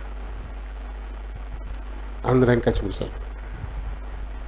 కాబట్టి ద్రాక్షారసం అది కలిపి పట్టుకొచ్చి 2 చొక్కలు నోట్లయితే ఒక గుటక వేసుకున్నాడు. అందరిని అలా చూసి అంతే వెళ్ళిపోయాడు. ఈ సంఘటనలన్నీ చూస్తుంటే ఒక రోజంతా దేవునితో నేను వచ్చేస్తాను అని పోరాడాడు అనమాట అని ఒక నిర్ధారణకు వచ్చాం ఆయనన్నిటిని బట్టి. అంటే వెళ్ళిపోవడం ఇష్టం, ఆయనకి మరణమే ఇష్టంలాగా అనిపించింది. ఇక్కడ ఉండడం, బతికి ఉండడం కంటే నాకు చనిపోవడమే అని చాలా ఇష్టంగా అనిపించింది. మరి ఇక్కడ ఏమైనా ఆయన సరిగ్గా చూసుకోవట్లేదా అంటే, ముందు ఆయన పెట్టాకే మేము చేసేది, అన్నీ చక్కగా చూసుకున్నాం. అయినా ఇంకా ఇష్టం లేదు ఆయనకి ఉండడానికి ఇక్కడ, అంతే పోరాడి వెళ్ళిపోయాడు. ఆ స్థితికి రావాలి ప్రతి ఒక్కరము. మరణం వస్తుందా? వస్తే రాని, ఏంటి వస్తే ఏంటి, వస్తే ఏంటి, ఎవరు ఉంటారు భూమి మీద? ఎవరి టైం వచ్చిన వాళ్ళు వెళ్ళిపోవలసిందే కదా.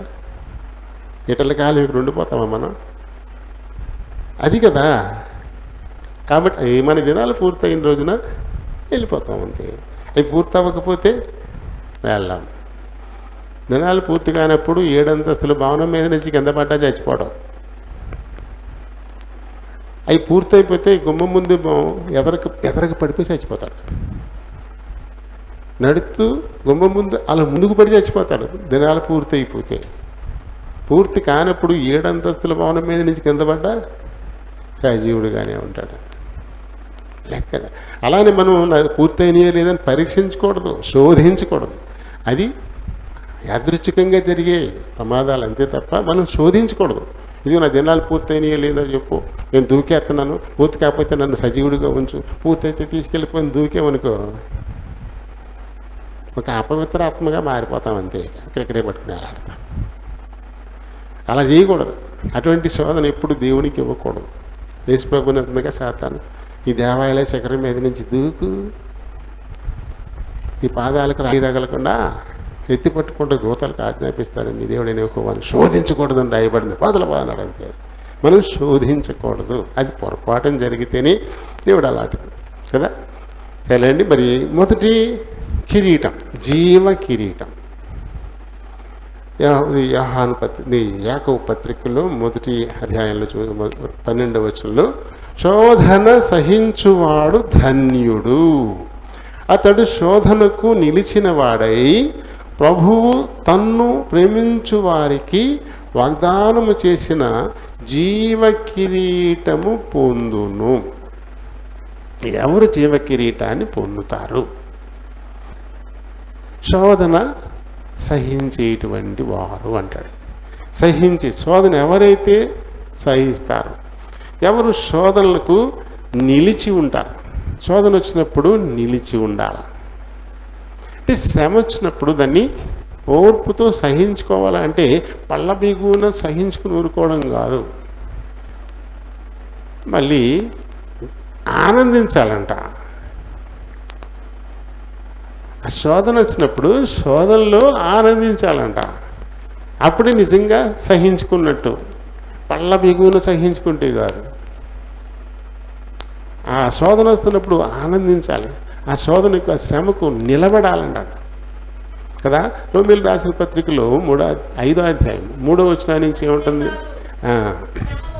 శ్రమ ఓర్పును, ఓర్పు పరీక్షను, పరీక్ష నిరీక్షణను కలుగ చేయునని ఎరిగి శ్రమలయందును అతిశయం, గర్వించాలంట.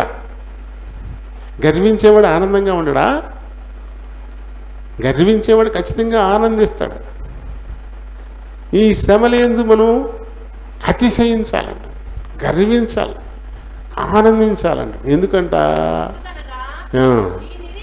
ఈ నిరీక్షణ సిగ్గుపరచదు. ఈ నిరీక్షణకు మనం ఎదగాలి అంటే, ఈ నిరీక్షణకు పౌలు గారు మరణం కోసం నిరీక్షించాడు. కాబట్టికైతే చావు అయితే లాభము కదా, బ్రతకడం అయితే క్రీస్తు కోసం బతుకుతాను. ఆ చావు కోసం, నాకు లాభమైన చావు కోసం అంటూ ఆయన నిరీక్షించాడు. అయితే నిరీక్షణకి ఎదగాలంటే ముందేం కావాలి? 1వ తరగతి పూర్తవ్వాలంటే ముందు ఊట్లో ఇయ్యాలి కదా. ఊట్లో ఇయకుండానే ఊటి పూర్తయిపోద్దా? పూర్తవదు కదా. కాబట్టి శ్రమల యందు మనం అతిశయించాలి అంటే ముందు శ్రమ రావాలి కదా. అసలు శ్రమ ఏమొద్దు, కానీ నేను అతిశయిస్తాను, నాకు నిరీక్షణ వచ్చేద్దంటే ఎలా కూరుతుంది? నిరీక్షణ దాకా నువ్వు ఎదగాలి అంటే ఖచ్చితంగా నీకు శ్రమ వచ్చి తీరాలి. శ్రమ వస్తేనే ఓర్చుకోవడం అనేది నీకు అలవాటు అవుతుంది. ఓర్చుకోవడం వస్తేనే నువ్వు ఏ పరీక్షకైనా నిలబడతావు. పరీక్ష అంటూ రాస్తేనే కదా ఫలితం కోసం నిరీక్షణ. పరీక్షే రాయకుండా ఎవరైనా రిజల్ట్స్ కోసం కనిపెడతారా? కనిపెట్టరు కదా. ఇప్పుడు మాలచ్చి నాకు ఎప్పుడు రిజల్ట్స్ వస్తాయా అని హ్యాపీగా చూస్తుంది. నేను కూడా హ్యాపీగా చూస్తున్నాను. నేనంటే నీకేం పోయే కాలం ఏం పరీక్ష రాసామంటారు, అంతే కదా. నేనేం పరీక్ష రాశాను? నేను కనిపెడతాకి తను పాలిటెక్నిక్ పరీక్ష రాసింది కాబట్టి నాకు ఎంత వస్తుందా అని ఆశగా ఎదురు చూస్తుంది. నేనేం పరీక్ష రాశాను? నేను నిరీక్షించడానికి. నిరీక్షణ ఖచ్చితంగా పరీక్షను ఎదుర్కొనే తీరాలి, అప్పుడే నిరీక్షణ. ఈ పరీక్షకు ఎప్పుడు నిలబడతావు? నువ్వు ఓర్చుకోవడం అలవాటు అయితేనే. ఆ ఓర్పు ఎలా వస్తుంది? శ్రమలు సహించడం వస్తేనే. కాబట్టి మొదటి మెట్టు శ్రమ, ఆఖరి మెట్టు నిరీక్షణ. ఆఖరి మెట్టు నిరీక్షణ దాకా నువ్వు వెళ్ళాలంటే మొదటి మెట్టు ఎక్కాలి కదా. నాకు మొదటి మెట్టు ఒకసారి అక్కడికి వెళ్ళిపోతానంటే అది చాలా ప్రమాదం. మొత్తానికి మూతిపళ్ళు రాలిపోతాయి. ఒక్కొక్క మెట్టు ఎక్కుతా పైకి వెళ్తేనే క్షేమంగా పైకి చేరుకుంటాడు. ఒక్క మెట్టు కూడా ఎక్కకుండా ఇక్కడి నుంచి నేను పైకి లంఘించి అక్కడ కూర్చుంటానంటే మూతిపళ్ళు పడితే మోకాళ్ళు పగిలిపోతాయి. కుదరదు కదా. కాబట్టి శ్రమ ఓర్పును, ఓర్పు పరీక్షను, పరీక్ష నిరీక్షణను కలుగుజేయను నెరిగి శ్రమల యందు మనం అతిశయిద్దాం. ఎందుకంటే ఈ నిరీక్షణ మనల్ని ఎప్పటికీ సిగ్గుపరచదు. జీవ కిరీటం తెచ్చిపెడతాయి. మన ఎత్తిన జీవ కిరీటాన్ని తెచ్చిపెడతాడంటే దేవుడు. ప్రకటన 2వ అధ్యాయము 10వ వచనం చదువుదాం. ప్రకటన 2. మీరు శోధింపబడినట్లు అపవాది మీలో కొందరిని చెరలో. చెరలో ఉంటే జైలుకి వెళ్ళిపోవాలి. ఇంకా చెర అంటే జైలు. ఇక్కడ జైలు అంటే అక్కడ దేనికి మనం నిదర్శనంగా తీసుకోవాలా? ఒక నిర్బంధానికి, ఒక బాధకి, అంతే తప్ప సెల్లో లోపల పడేసి తాళం వేస్తారని కాదు. చెర అనే దానికి అర్థం ఏంటంటే ఒక నిర్బంధంలో ఉంటావు, స్వేచ్ఛగా నువ్వు పోవడానికి వెళ్ళేని నిర్బంధం. అన్నిటికీ లిమిటేషన్స్ ఉంటాయి. అందులో ఇంత పోయినవి పెడతారు, అవసరమైన ఒక్కసారి బయటికి వదులుతారు, ఇలా నిర్బంధాలు ఉంటాయి. అవన్నీ చెరకు మనకి ఇక్కడ సాదృశ్యంగా ఉంటాయన్నమాట. మీలో కొంతమంది ఆ రకంగా కొంచెం నిర్బంధాల్లోకి పోవచ్చు. ఒక 10 దినాలు కలుగుతాయి. అయితే నువ్వు మరణం వరకు, అది 10 దినాలే శ్రమ అంటే చాలా తక్కువ కాలం శ్రమ అంటాడు, తక్కువ కాలమే. అయితే నువ్వు మరణం వరకు నిలకడగా ఉండు, జీవ కిరీటం ఇస్తాను, నేను నీకు జీవ కిరీటం ఇస్తాను కదా. మరి ఈ జీవ కిరీటాన్ని పొందాలని ఆశ ఉంది మనకి. ఇంకా కొంచెం ముందుకెళ్దాం. అందులోనే యోహాను సువార్తలో 3వ అధ్యాయము 15వ వచనం చదువుదాం.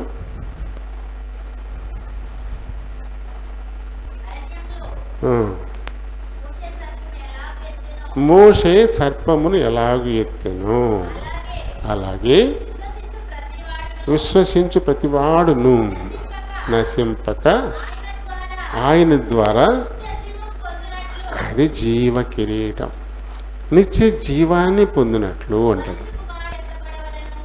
దేవుడు మనకి జీవ కిరీటాన్ని ఇవ్వడం కోసం, నిత్య జీవం అనేటువంటి ఒక కిరీటాన్ని ఇవ్వడం కోసం ఆయన ఎత్తబడ్డాడు, శిలువ మీద ఎత్తబడ్డాడు. దీనికి సాదృశ్యంగా మోషే సర్పాన్ని ఎత్తాడు కదా. అది మనకి సంఖ్యాకాండంలో 8వ అధ్యాయంలో అక్కడ ఉంటుంది. అక్కడ అందరినీ కూడా తాపకరమైన సర్పాలు కరిచేలా దేవుడు కోపంతో వాటిని వారి మీద విడిచిపెడతాడు. విడిచిపెడితే ఆ పాములు కరిచి చచ్చిపోతూ ఉంటారు. అప్పటికప్పుడుగా ఒక ఇత్తడితోటి సర్పపు బొమ్మ చేయించి ఒక స్తంభం మీద నిలబెడతారు దాన్ని. ఈ పాము కాటుకి ఎవరైతే గురవుతారో వాళ్ళందరూ కూడా, ఎవడైనా సరే దాని వైపు చూస్తే చాలు బతుకుతారు. అది ఎక్కడో కరిచి ఉండొచ్చు, ఇది ఎక్కడో ఉంటుంది. అయితే ఒక విశ్వాసంతో, నేను దాన్ని చూస్తే చాలు బతుకుతాను అనే విశ్వాసంతో అక్కడి నుంచి ఓపిక లేకపోయినా పడతలెత్త వచ్చి దాని చూశాడో వాడు బతుకుతాడు. అలా ఎవడు విశ్వాసం లేకుండా ఎలాగ పోతానేనో నన్ను అక్కడే ఉండిపోతాడు, అలా చచ్చిపోతాడు. వాడు బతుకుతానికి ఛాన్స్ ఉంది, కానీ వాడు బతకస్తుడు, వాడు అసలు ఏమాత్రం ప్రయత్నం చేయట్లే, శ్రమ అయినా సరే ప్రయత్నం చేయట్లే, కాబట్టి చేస్తాడు.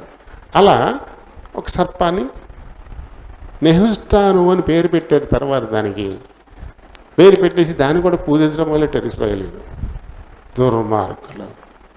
మన పితరులు అప్పటికప్పుడుగా దాన్ని చూసి బతుకుతారని చెప్పేసి పెట్టమన్నాడు, అంతే తప్ప దాన్ని పూజించమని కాదు. దేవుడు పెట్టిన ఒక వస్తువు అది, అంతే కదా.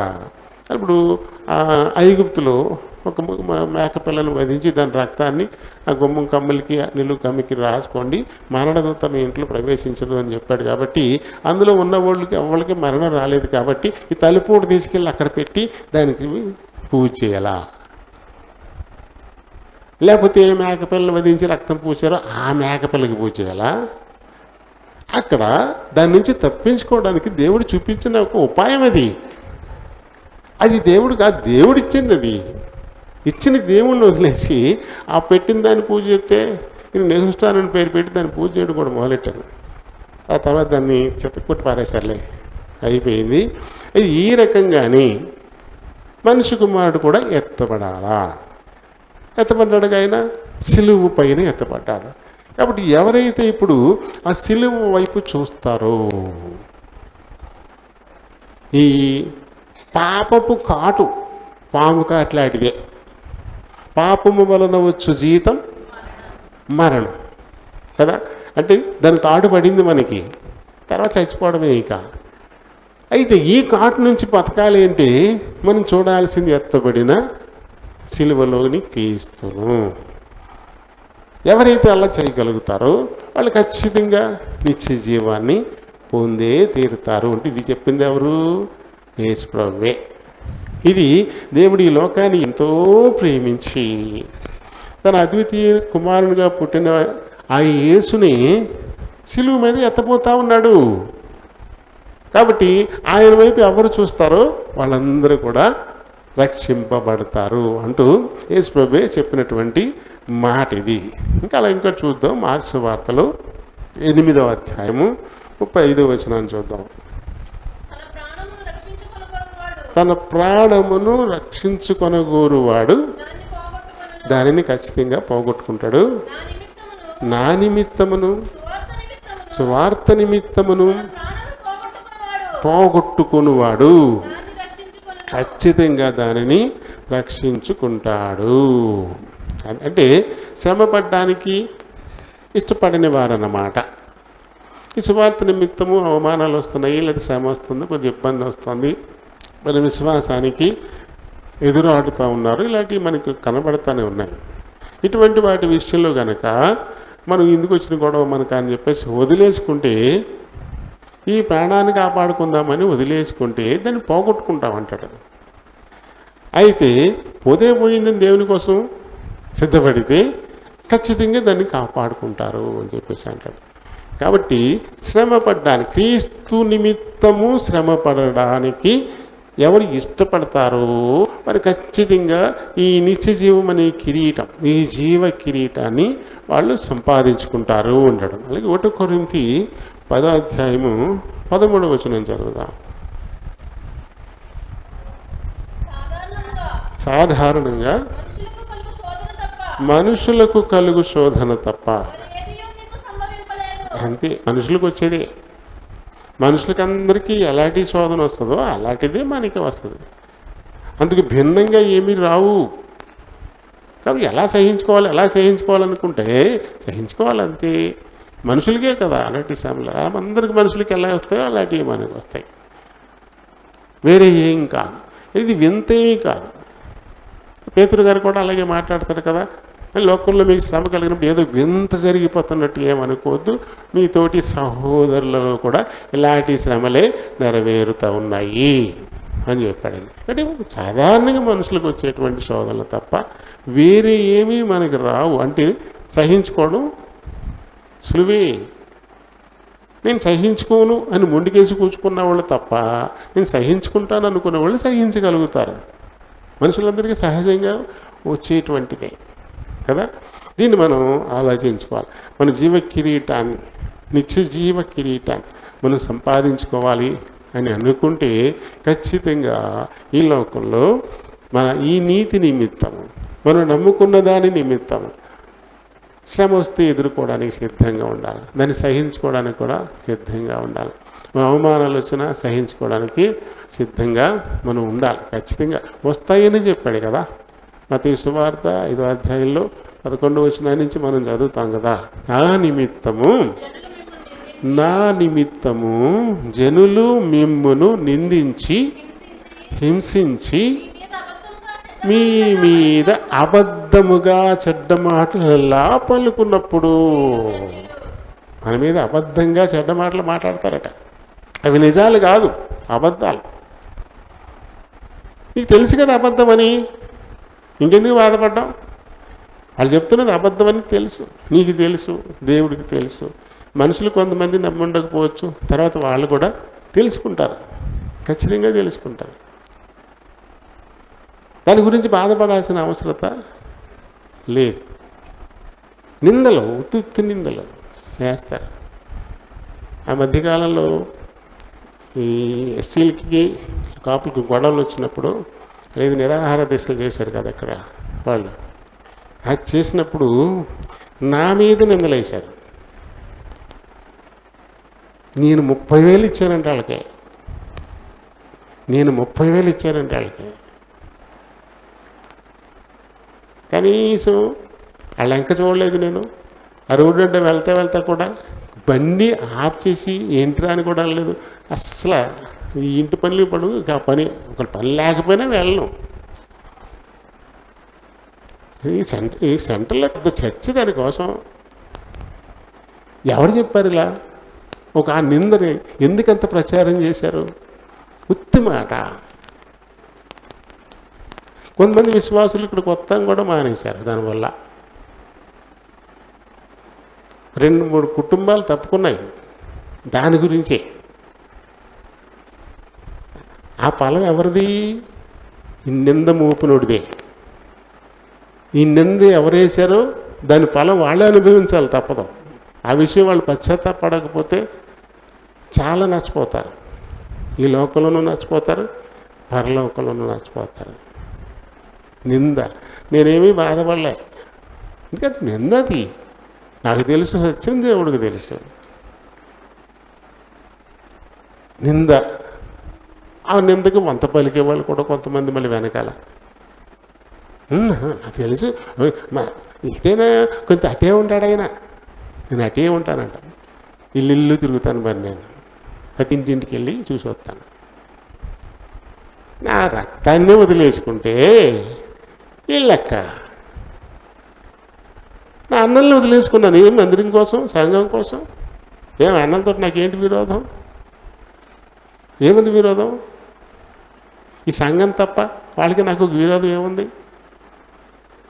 ఈ సంఘం కోసం నా రక్తాన్ని వదిలేసుకున్నాను, నేను ఒక్కడిగా మిగిలిపోయాను. రక్తాన్ని వదిలేసుకున్న వాడికి బంధుత్వాలు పెద్ద లెక్క,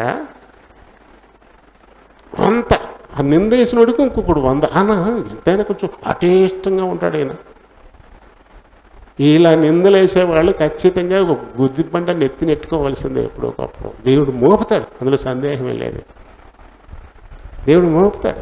వాళ్ళు ఈ పశ్చాత్తాపడితే తప్పించుకుంటారు. ఆయన తెలియక వీళ్ళు ఒక రీతిగా అలా ఉండిపోయి అలా అనేశాను, దయతో నన్ను క్షమించమని దేవుడు అడిగితే ఆయన దోషులను నిర్దోషులుగా ఎంచడు. క్షమించడానికి ఇష్టపడతాడు కానీ దోషులను నిర్దోషులుగా మాత్రం ఎంచడు. వాళ్ళు దోషులైనా క్షమించమని అడిగితే క్షమిస్తాడు, అది క్షమించడానికి ఇష్టపడతాడు. అప్పుడు వాళ్ళు నిర్దోషులుగా ఎంచబడతారు. మరి దోషం క్షమించబడిన రోజున ముందడుగేంటి? క్షమించమని అడగాలి. మరి నాకు తెలిసింది అవి ఎవరి ద్వారా రూమర్స్ వెళ్ళాయో, అయినా నేను వారిని ఎవరిని ప్రశ్నించలేదు, నువ్వు చూసావా అని. కానీ ఎందుకంటే నేను కనుక కల్పించుకుంటే దేవుడు వదిలేస్తాడు. నా స్వభావం ఏంటంటే నేను కల్పించుకోను, దేవుడికి వదిలేస్తాను. ఎవరి దండన ఎక్కువగా ఉంటుంది? నేను కల్పించుకుంటే ఏం చేయగలుగుతాను? నేను నలుగురిలో చూపించి ఎందుకు ఎలాంటి మాట్లాడినాను అని చెప్పి ఎవడన్నా ఎంత తప్పు కదా అలా ఎందుకన్నా అని ఊరుకుంటాడు. అంతవరకు అంతకు మించి ఏం చేయగలుగుతాం? కానీ దేవుడు చేస్తే అలా ఉంటుంది. అందుకనే నేను మాట్లాడిన అంతే, దాని విషయం నేను ఎత్తను, మొదటికిచ్చను. నువ్వు చూసావా, ఎందుకు ఇలా అన్నావు, నాకు తెలిసినా అన్నాను, నేను దేవుడికి వదిలేస్తాను. కాబట్టి అది దేవుడే తీరుస్తాడు. అది చాలా కఠినంగా ఉంటుంది. వాళ్ళు ఎంత తొందరగా పశ్చాత్తాపడితే అంత మంచిది. అకారణంగా దేవుని దాసుని దూషించే వాళ్ళు ఆ ఫలాన్ని ఖచ్చితంగా నెత్తిన మోస్తూనే ఉంటారు. అకారణంగా ఒకవేళ కారణం ఉన్నా దూషించకూడదు. దేవుని దాసుడు నా పని అయింది, నిజంగా కారణం ఉన్నప్పటికీ కూడా అది విశ్వాసుల పని కాదు. ఎవరు నియమించారు? నేను ఈ పనికి నియమిస్తే నువ్వు ఎందుకు సరిగా చేయలేదని చెప్పేసి దండించాల్సిన బాధ్యత ఆయింది. దాని విశ్వాసులు దాని గురించి మాట్లాడకూడదు. ఒకవేళ మాట్లాడినా నీ మట్టుకేమి పట్టించుకోవాలి. వాళ్ళందరూ అలానే ఉండాలి. అన్యాయంగా మళ్ళీ ఎవరు ఏదో అంటున్నారని బాధపడాల్సిన అవసరం లేదు. అది అన్యాయమే నీకు తెలుసు కదా. ఒకవేళ ఇది న్యాయమే అయితే దిద్దుకో. నిజంగా నీలో తప్పే ఉండి దాన్ని ఎత్తి చూపుతున్నారు అంటే సరి చేసుకో. ఇలాంటి ఒక తప్పు నేను చేశాను కాబట్టే కదా నన్ను ఈ రకంగా నిందిస్తూ ఉన్నారు, నిందకి అవకాశం దొరికింది, నేను ఇంకా అలా ఉండకూడదు. నా దేవుని దృష్టికి నేను అనింద్యుడిగా ఉండాలా, నేను నిందారహితుడిగా ఉండాలంతే. అది నా నిందని సరి చేసుకోవాలంతే. అందుకోసమే ప్రయత్నం చేయాలి. అంతే తప్ప కొంతమంది ఉన్నమాట చెప్తేనే మీద పడే వాళ్ళు ఉంటారు. ఉన్నమాట ఇది తప్పు అని ఒకరు వాక్యం ద్వారా చెప్పినా సరే కొంతమంది నాకు నా మీద ఉంటాయి ఎప్పుడు కొళ్ళు అన్నీ అంటాడు ఇలా అనుకునే వాళ్ళు ఉంటారు. అది తప్పే. ఎందుకంటే ఇక్కడ ఎవరు నా మాటలేమి ఉండవు. ఇక్కడ కేవలం ఆ సమయానికి దేవుడు ఏది ఇస్తా ఉన్నాడో అవే వెళ్తాయి. ఇప్పుడు గంట సేపు వేరే విషయాలు వెళ్ళిపోయినాయి. ఇది ఈ నోట్స్లో లేదు. అది ఈ నోట్స్లో ఇది జస్ట్ కిరీటాలని, ఇది కిరీటాల నోట్స్. ఇది ఇక్కడ పెట్టుకుని గంట సేపు వేరే విషయాలు వెళ్ళిపోయినాయి. నేను అనుకున్నానా ఇది కదా నేను మాట్లాడాలనుకున్నది, ఇది మాట్లాడాలని తెచ్చి ఇక్కడ పెట్టుకున్నాను. కానీ గంట వేరే విషయం వెళ్ళిపోయింది. అంటే ఇది అవసరం, అది మీ ఆశీర్వాదానికి అది ఉపయోగం, అది మీరు ఆశీర్వదింపబడ్డానికి ఒక దారి. మరొకసారి దేవుడు ఒక హెచ్చరిక ఇచ్చాడనమాట. దాన్ని మనం అలా స్వీకరించాలి. అంతేగాని నన్నే అన్నాడు అనుకోవడం, దీని గురించి మళ్ళీ పక్కలతో మళ్ళీ మాట్లాడడం, ఎవరు కూడా విన్న వాక్యాన్ని పక్కతో మాట్లాడుకోవడం, అది నీ హృదయంలో కూర్చుకుంటే నీకు నువ్వే సరి చేసుకోవాలి. నేనేమన్నా అలా అన్నానో నా గురించి చెప్పాడు అని పక్కలతో కూడా నువ్వు మాట్లాడకూడదు. అది నీకు తట్టింది, దేవుడు నీకు ఆ సంకల్పం ఇచ్చాడు, చూపించాడు నీకు, అది సరి చేసుకోమని చూపించాడు నీకు, అది ఇంకొకరితో పంచుకోమని కాదు. ఎవరు పేరు ఎత్తలేదు కదా, కానీ నీకు తగిలింది అంటే నీకు తెలుసు కాబట్టి అది. అప్పుడు నువ్వేం చేయాలి? దిద్దుకునే ప్రయత్నం చేయాలి. దాన్ని మళ్ళీ పక్క వాళ్ళతో పంచుకోకూడదు. అలా పంచుకోవడం మొదలెట్టవో సాతానుడికి దొరికేస్తావు, అంతే. సాతానుడికి దొరికిపోతావు. ఇదేనండి మందిరం, ఇంకా లేవండి మనకు మందిరాలు, బోద్ద అడితే చాలు పెద్ద మందిరం ఉంది, అక్కడికి వెళ్ళిపోలేమా మనం? ఇటువంటి సలహాలు ఇస్తాడు సైతాను. అంటే నిన్ను అస్థిరుణ్ణి చేస్తా ఉన్నాడు. అస్థిరులు దేవుని వల్ల ఏదైనా దొరుకుతుందని తలంచుకోరాదు, స్పష్టంగా ఉంది కదా. ఇదే యాకోబు పత్రికలోగా చదివిందండి మనం. వారు తమ సమస్త మార్గముల్లోనూ అస్థిరులు గనుక అంటాడు. ఎన్ని మందిరాలు లేవు? ఉంటాయి. ఎన్నిళ్ళు లేవు? ఉంటాయి. అన్నిళ్ళు మనయ్యా? దగ్గర దూరం చూసుకుంటామా? గండపారా నుంచి కాళ్ళు ఏడ్చుకుంటూ నడుస్తున్నాము, బాబోయ్ ఆకుమల దెబ్బ దాకా ఎవరిని నడుస్తాడరా బాబా, సావుకారు గారు మేడం ఇక్కడ అందులో దూరిపోతాను అంటే దాని తెరలోనికే ఇల్లే కదా. అవి కూడాను ఆత్మీయంగా ఎవరిల్లు వాళ్ళకే ఉంటుంది. ఆత్మీయ గృహాలు ఎన్నైనా ఉండొచ్చు, ఆత్మీయంగా నీ ఇల్లు నీదే. అది దేవుడు నీకు ఇచ్చాడు, అక్కడే నీకు స్థానం ఇచ్చాడు. ఇది నాకు కాదు అని పోతే చుట్టాలు ఎంతకాలం పెట్టుకుంటారు దగ్గర? ఎంతకాలం పెట్టుకుంటారు? ఈ ఇల్లు నీది కాబట్టి ఎంతకాలమైనా ఉంచుకుంటారు. చుట్టాలు ఒకరోజు చూస్తారు, రెండో రోజు చూస్తారు, మూడో రోజు ఏంటి ఇక్కడ ఉండిపోతారేంటి, ఏం బాబా రేపు పొద్దున్న బస్కి వెళ్తున్నావా అని అడుగుతారు. అంతే. అంటే తిరస్కారం మొదలవుతుంది. ముందు ఆహ్వానించినంతగా కాలం గడిచే కొద్దీ ఉండదు. నీకు ఆ స్వేచ్ఛ నీ ఇంట్లోనే ఉంటుంది, బయట ఎక్కడా ఉండదు. ఆరంభంలో చాలా తీయగా ఉంటుంది, చాలా బాగుంటుంది ప్రారంభంలో చేదాకానే. ఆ తర్వాత నుంచి మొదలవుతాయి. దూరం దగ్గర ఆలోచన చేయబాకండి. పొరపాటును కూడా టెంప్ట్ అవ్వద్దు. పక్కనే ఉన్నాయి కదా అని అందులోకి పోదాం అని అనుకోవద్దు. దూరం అయిపోయింది. ఆకమల దెబ్బలు ఆగిపోతున్నారు రాకుండా. ఆ ఇంటి ముందు పక్కన మందిరాలను అడిగి వెళ్ళిపోతున్నారు. వాళ్ళు ఏంటి చెందిన వాళ్ళు? దీనికి దేవుడు జవాబు చెప్పక్కర్లేదా? ఇక్కడ రాకుండా ఆగిపోవడానికి నీ దూరమే అడ్డొచ్చింది. దూరం అప్పుడు నీకు పరలోకం ఎంత దూరం? వద్దు, అలా చేయకూడదు, అలా ఉండకూడదు. దేవుని ఆశీర్వాదాన్ని కోల్పోతాం మనం ఖచ్చితంగా. ఒక రోజున దేవుడికి లెక్క చెప్పాలా. ఎందుకంటే మనకి ఎంతవరకు ఎక్కడ కదా, మన మేర మించి మనం వెళ్ళకూడదని ఉంటుంది. మనకు ఒక మేర ఉంది, ఆ మేరలు మించి వెళ్ళకూడదు. దేవుని దాసులు వెళ్ళకూడదు. ఇతరుల ప్రయాస ఫలంలోకి మేరలు మించి వెళ్ళకూడదు. అలా వెళ్ళి వాళ్ళు ఉంటున్నారు. అక్కడ దాకేందుకు? మా దగ్గరికి వచ్చాయి, ఇక్కడ రక్షింపబడిన ఆత్మను మా దగ్గరికి వచ్చాయి, నీ ఇంటికి వచ్చి కూర్చుని మరీ మీటింగ్లు పెట్టేస్తున్నారంటే వాళ్ళకి సిగ్గులేదు.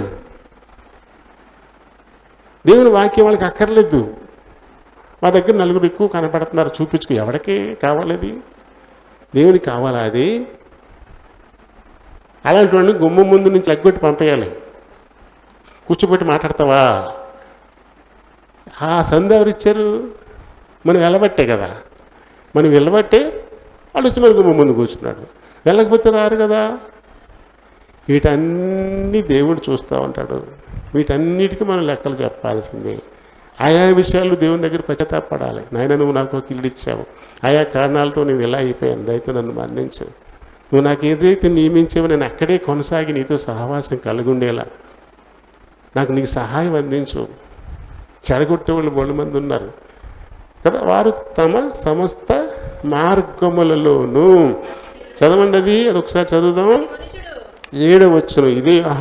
ఇది యాకోబు పత్రికలో 1వ అధ్యాయంలో 7వ వచనంలో ఉంటుంది. అట్టి మనుష్యుడు ద్విమనస్కుడై తన సమస్త మార్గముల యందు అస్థిరుడు గనుక ప్రభు వలన తనకేమైనా దొరుకునని దొరకదంట. వాళ్ళకి అస్థిరులు, ఇటు అటు ఇటు అటు అటు ఇటు. చిన్నది ఏదైనా తేడా వస్తే చాలు, ఇదే మందిరం ఏంటి, ఇంకా మందిరాలు ఏమంటి, ఎక్కడికి వెళ్ళినా నెత్తినెట్టుకు తీసుకెళ్తారు, నన్ను చూసుకుంటారు, నన్ను ఎవరి మీద అలిగి వెళ్తున్నావు? ఇక్కడుండే మనిషిని చూస్తావా? ఇది నీ దేవుని ఇల్లు కదా, నీ దేవుడి కదా నీకు అధిపతి. ఇక్కడ ఉండే కేవలం మనిషిని చూస్తావా? ఆ మనిషికి నీకేమైనా విరోధం ఉంటుందా ఏంటి? దేవుని వాక్యం ఏదో అదే చెప్తాడు, దేవుడు ఇచ్చిన ఆ మాట ఏదో ఉందో అదే చెప్తాడు. అంటే దేవుడు చెప్తున్నాడు, నువ్వు మనిషిని మాత్రం చూస్తేనే ఇలాంటి 2 తలంపులు వస్తాయి. దేవుని చూసావనుకో నువ్వు సరి చేసుకుంటావు, ధన్యుడు అవుతావు. కాబట్టి నన్ను ఎవరు చూడొద్దు. నేను ముందే చెప్పాను మీకు, ప్రార్థన చేసేటప్పుడే చెప్తాను, నన్ను ఖాళీ చేసేయి. నీలోకి సంబంధంగా ఏది నాలో ఉంచొద్దు, ఖాళీ చేసేయి అన్నట్టుగానే. ఇప్పుడు ఎంతసేపు మాట్లాడాను, ఇదంతా రాత్రి అంత పుస్తకం అవుతుంది. నేను మాట్లాడిందంతా రాత్రి ఇంతలా పుస్తకం అవుతుంది. ఎక్కడి నుంచి వచ్చి ఎన్ని దేవుడు అందిస్తేనే కదా అలా వస్తాయి. అది గమనించుకోవాలా. దేవుని పరిశుద్ధ సన్నిధి ఆ పుల్పిట్టి మీద నిలబడినప్పుడు దేవుడే మాట్లాడుతున్నాడు అని మనం అనుకోవాలి తప్ప మనిషిని కాదు. అస్సలు మనిషిని కాదు. మనిషిని చూసిన రోజున నువ్వు ఆత్మీయంగా ఎప్పటికీ ఆశీర్వదింపబడవు, ఎదగవు, అసలు ఎదగవు. దేవుడే మాట్లాడతారని మాత్రమే మనం అనుకోవాలి. ఒక కిరీటం అయ్యిందా? 10కు 12 7 కిరీటాలు ఉన్నాయి. ఇక్కడ ఒకటి అయింది. ఏంటది? జీవ కిరీటం. మళ్ళీ దాన్ని ఒకసారి చదువుకుందాం. యాకోబు 1:12 శోధన సహించువాడు ధన్యుడు, అతడు శోధనకు నిలిచిన వాడై ప్రభువు తన్ను ప్రేమించు వారికి వాగ్దానము చేసిన జీవ కిరీటము పొందును. దీన్ని పొందడానికల్లా ఉన్నది ఒకే ఒక మార్గం, శోధనను సహించడం. అంతే. మనకి ఎన్నో రకాల శోధనలు వస్తూనే ఉంటాయి. వీటిని మనం సహిస్తూ సంతోషించాలి. పౌలు గారు ఫిలిప్పీ 4:4 చెప్పినట్టుగా ఆనందించండి. అలా చెప్పుతున్నావు, ఆనందించండి. ఎప్పుడు? శోధన వచ్చినప్పుడు. అంతే తప్ప లాభం వచ్చినప్పుడు అని చెప్పలేదు ఆయన. ఎందుకంటే ఆయన శోధనలో ఉండి ఆనందిస్తున్నాడు. జైల్లో ఉండి చెప్తున్న మాటది, ఆనందించండి అంటే నాలా నిర్బంధంలో నువ్వు ఉన్నప్పుడు కూడా నువ్వు ఆనందించాలి. మళ్ళీ చెప్తున్నాను, ఆనందించాలి. నీ సహనం అందరికీ తెలియాలి, ఈ సహనం అందరికీ తెలియాలి. అలా ఎవరు ఉంటారో వారికే ఇక్కడ జీవ కిరీటం. ఇంకొక కిరీటం చెప్పుకుని ఆపేద్దాం, మిగతా తర్వాత వారానికి వెళ్తుంది. టైం ఆల్రెడీ చాలా అయిపోయింది. రెండవది ఏంటంటే అక్షయ కిరీటం. 1 కొరింథీ 9:24 నుంచి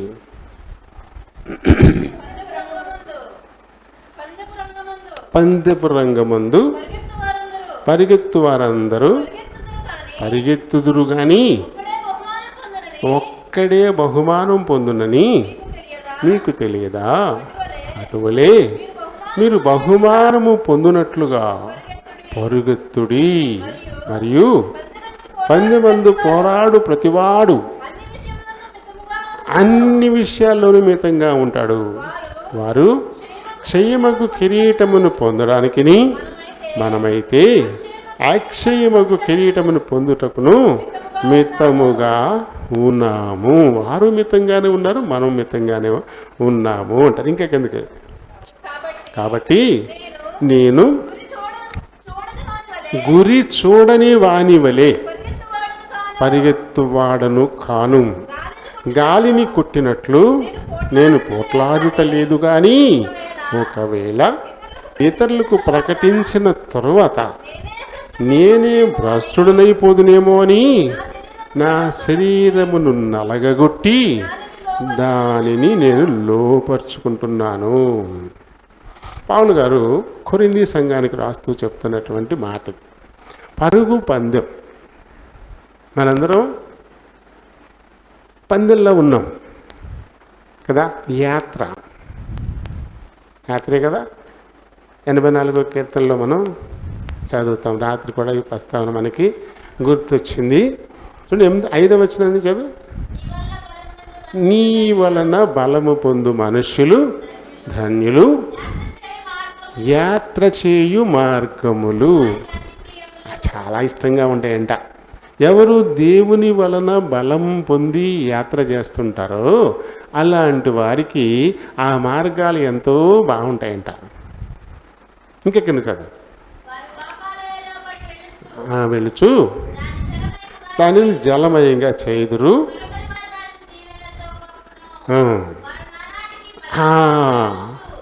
దేవుని వలన బలం పొంది యాత్రలో ఉన్నటువంటి వారు రోజు రోజుకి బలాన్ని పొందుతారంట. రోజుకి బలాన్ని పొందుతారంట. ఇది లోకధర్మానికి విరుద్ధం కదా.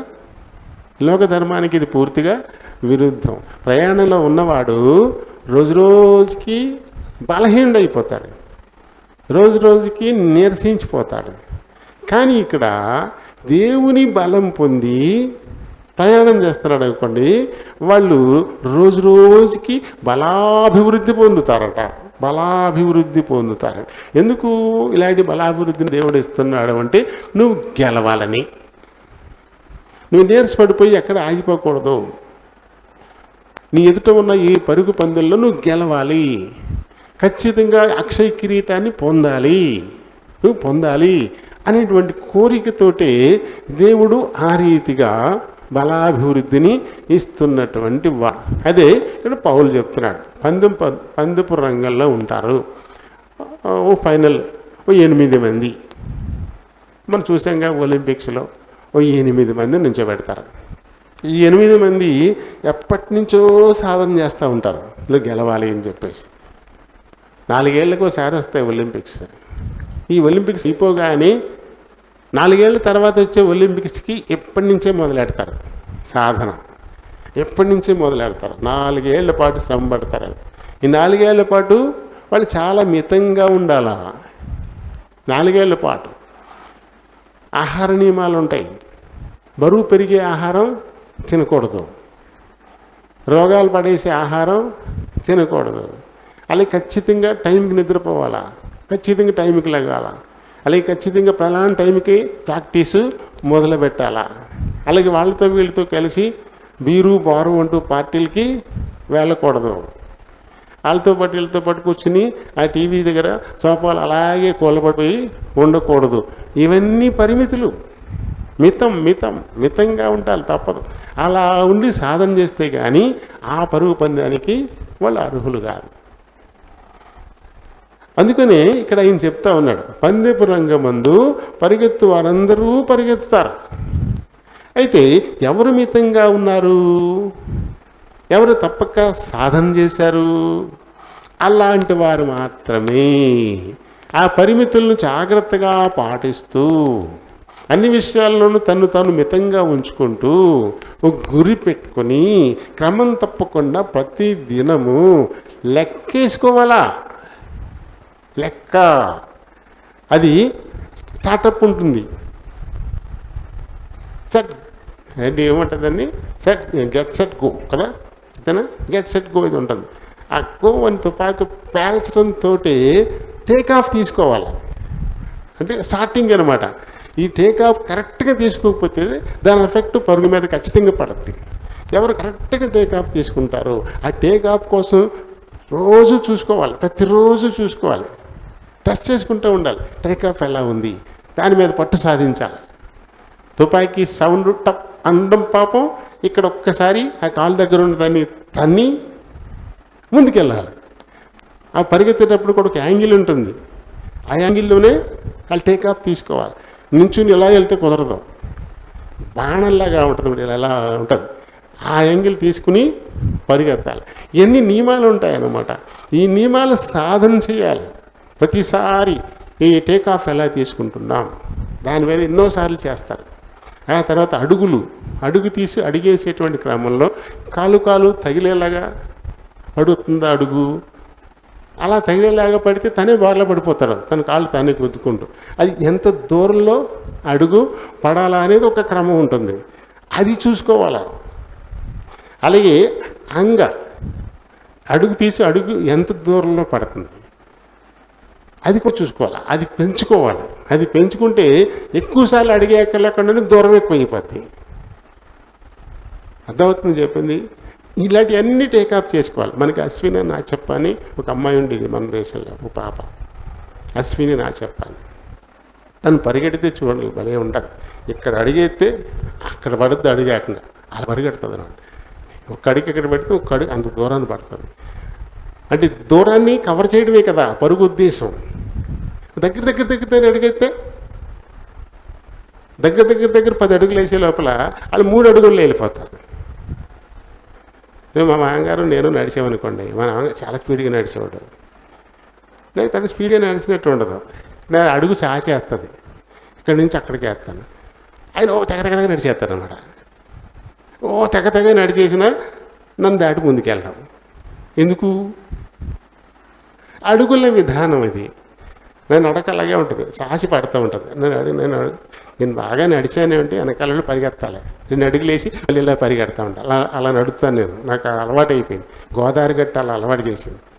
గోదావరి గట్టు మీద 5 కిలోమీటర్లు 35 నిమిషాలు నడిచేవాడిని నేను. 5 కిలోమీటర్లు 35 నిమిషాల్లో నడిచేసేవాడిని. అలా చాలా కాలం నడిచాను. అది రోడ్డు ఏం కాదు, గట్టు, మళ్ళీ గొయ్య గొప్పు ఉంటుంది. అలాంటి గట్టు మీద, గోదావరి గట్టు మీద రోజు లెక్కెట్టుకున్నాను కరెక్ట్గా 35 నిమిషాలే. దొడ్డిపట్ల బయలుదేరితే భీమలాపురం 5 కిలోమీటర్లు 35 నిమిషాల్లో నడిచేసేవాడిని. కానీ యువతల సైకిల్ వేసుకొచ్చేవారు కొంతమంది. ఏంటో మేషారు ఎవరికి వినపడింది, అసలు అది దొరికేవాడిని కాదు. వీటి సైకిల్ వేసుకొస్తూనే నా నడకే ముందుకు వెళ్ళిపోయేది. అలా నడిచి అలా అలవాటు అయింది. అక్కడ ఆ గోదావరి అక్కడ అలా అలవాటు చేసింది ఆ నడక నాకు. అందుకని అంత అలా అడుగు చాచేస్తాను అనమాట. వెనకాలలో పరిగెత్తాల్సిందే. ఇది నా అలవాటు. ఎక్కువ అడుగులు పడవు, దూరం కవర్ అయిపోద్ది. కాబట్టి ఆ విషయం ప్రాక్టీస్లో తీసుకోవాలి. ఇక్కడ ప్రతి విషయంలోనూ చెక్ చేసుకుంటారు ఎప్పటికప్పుడు.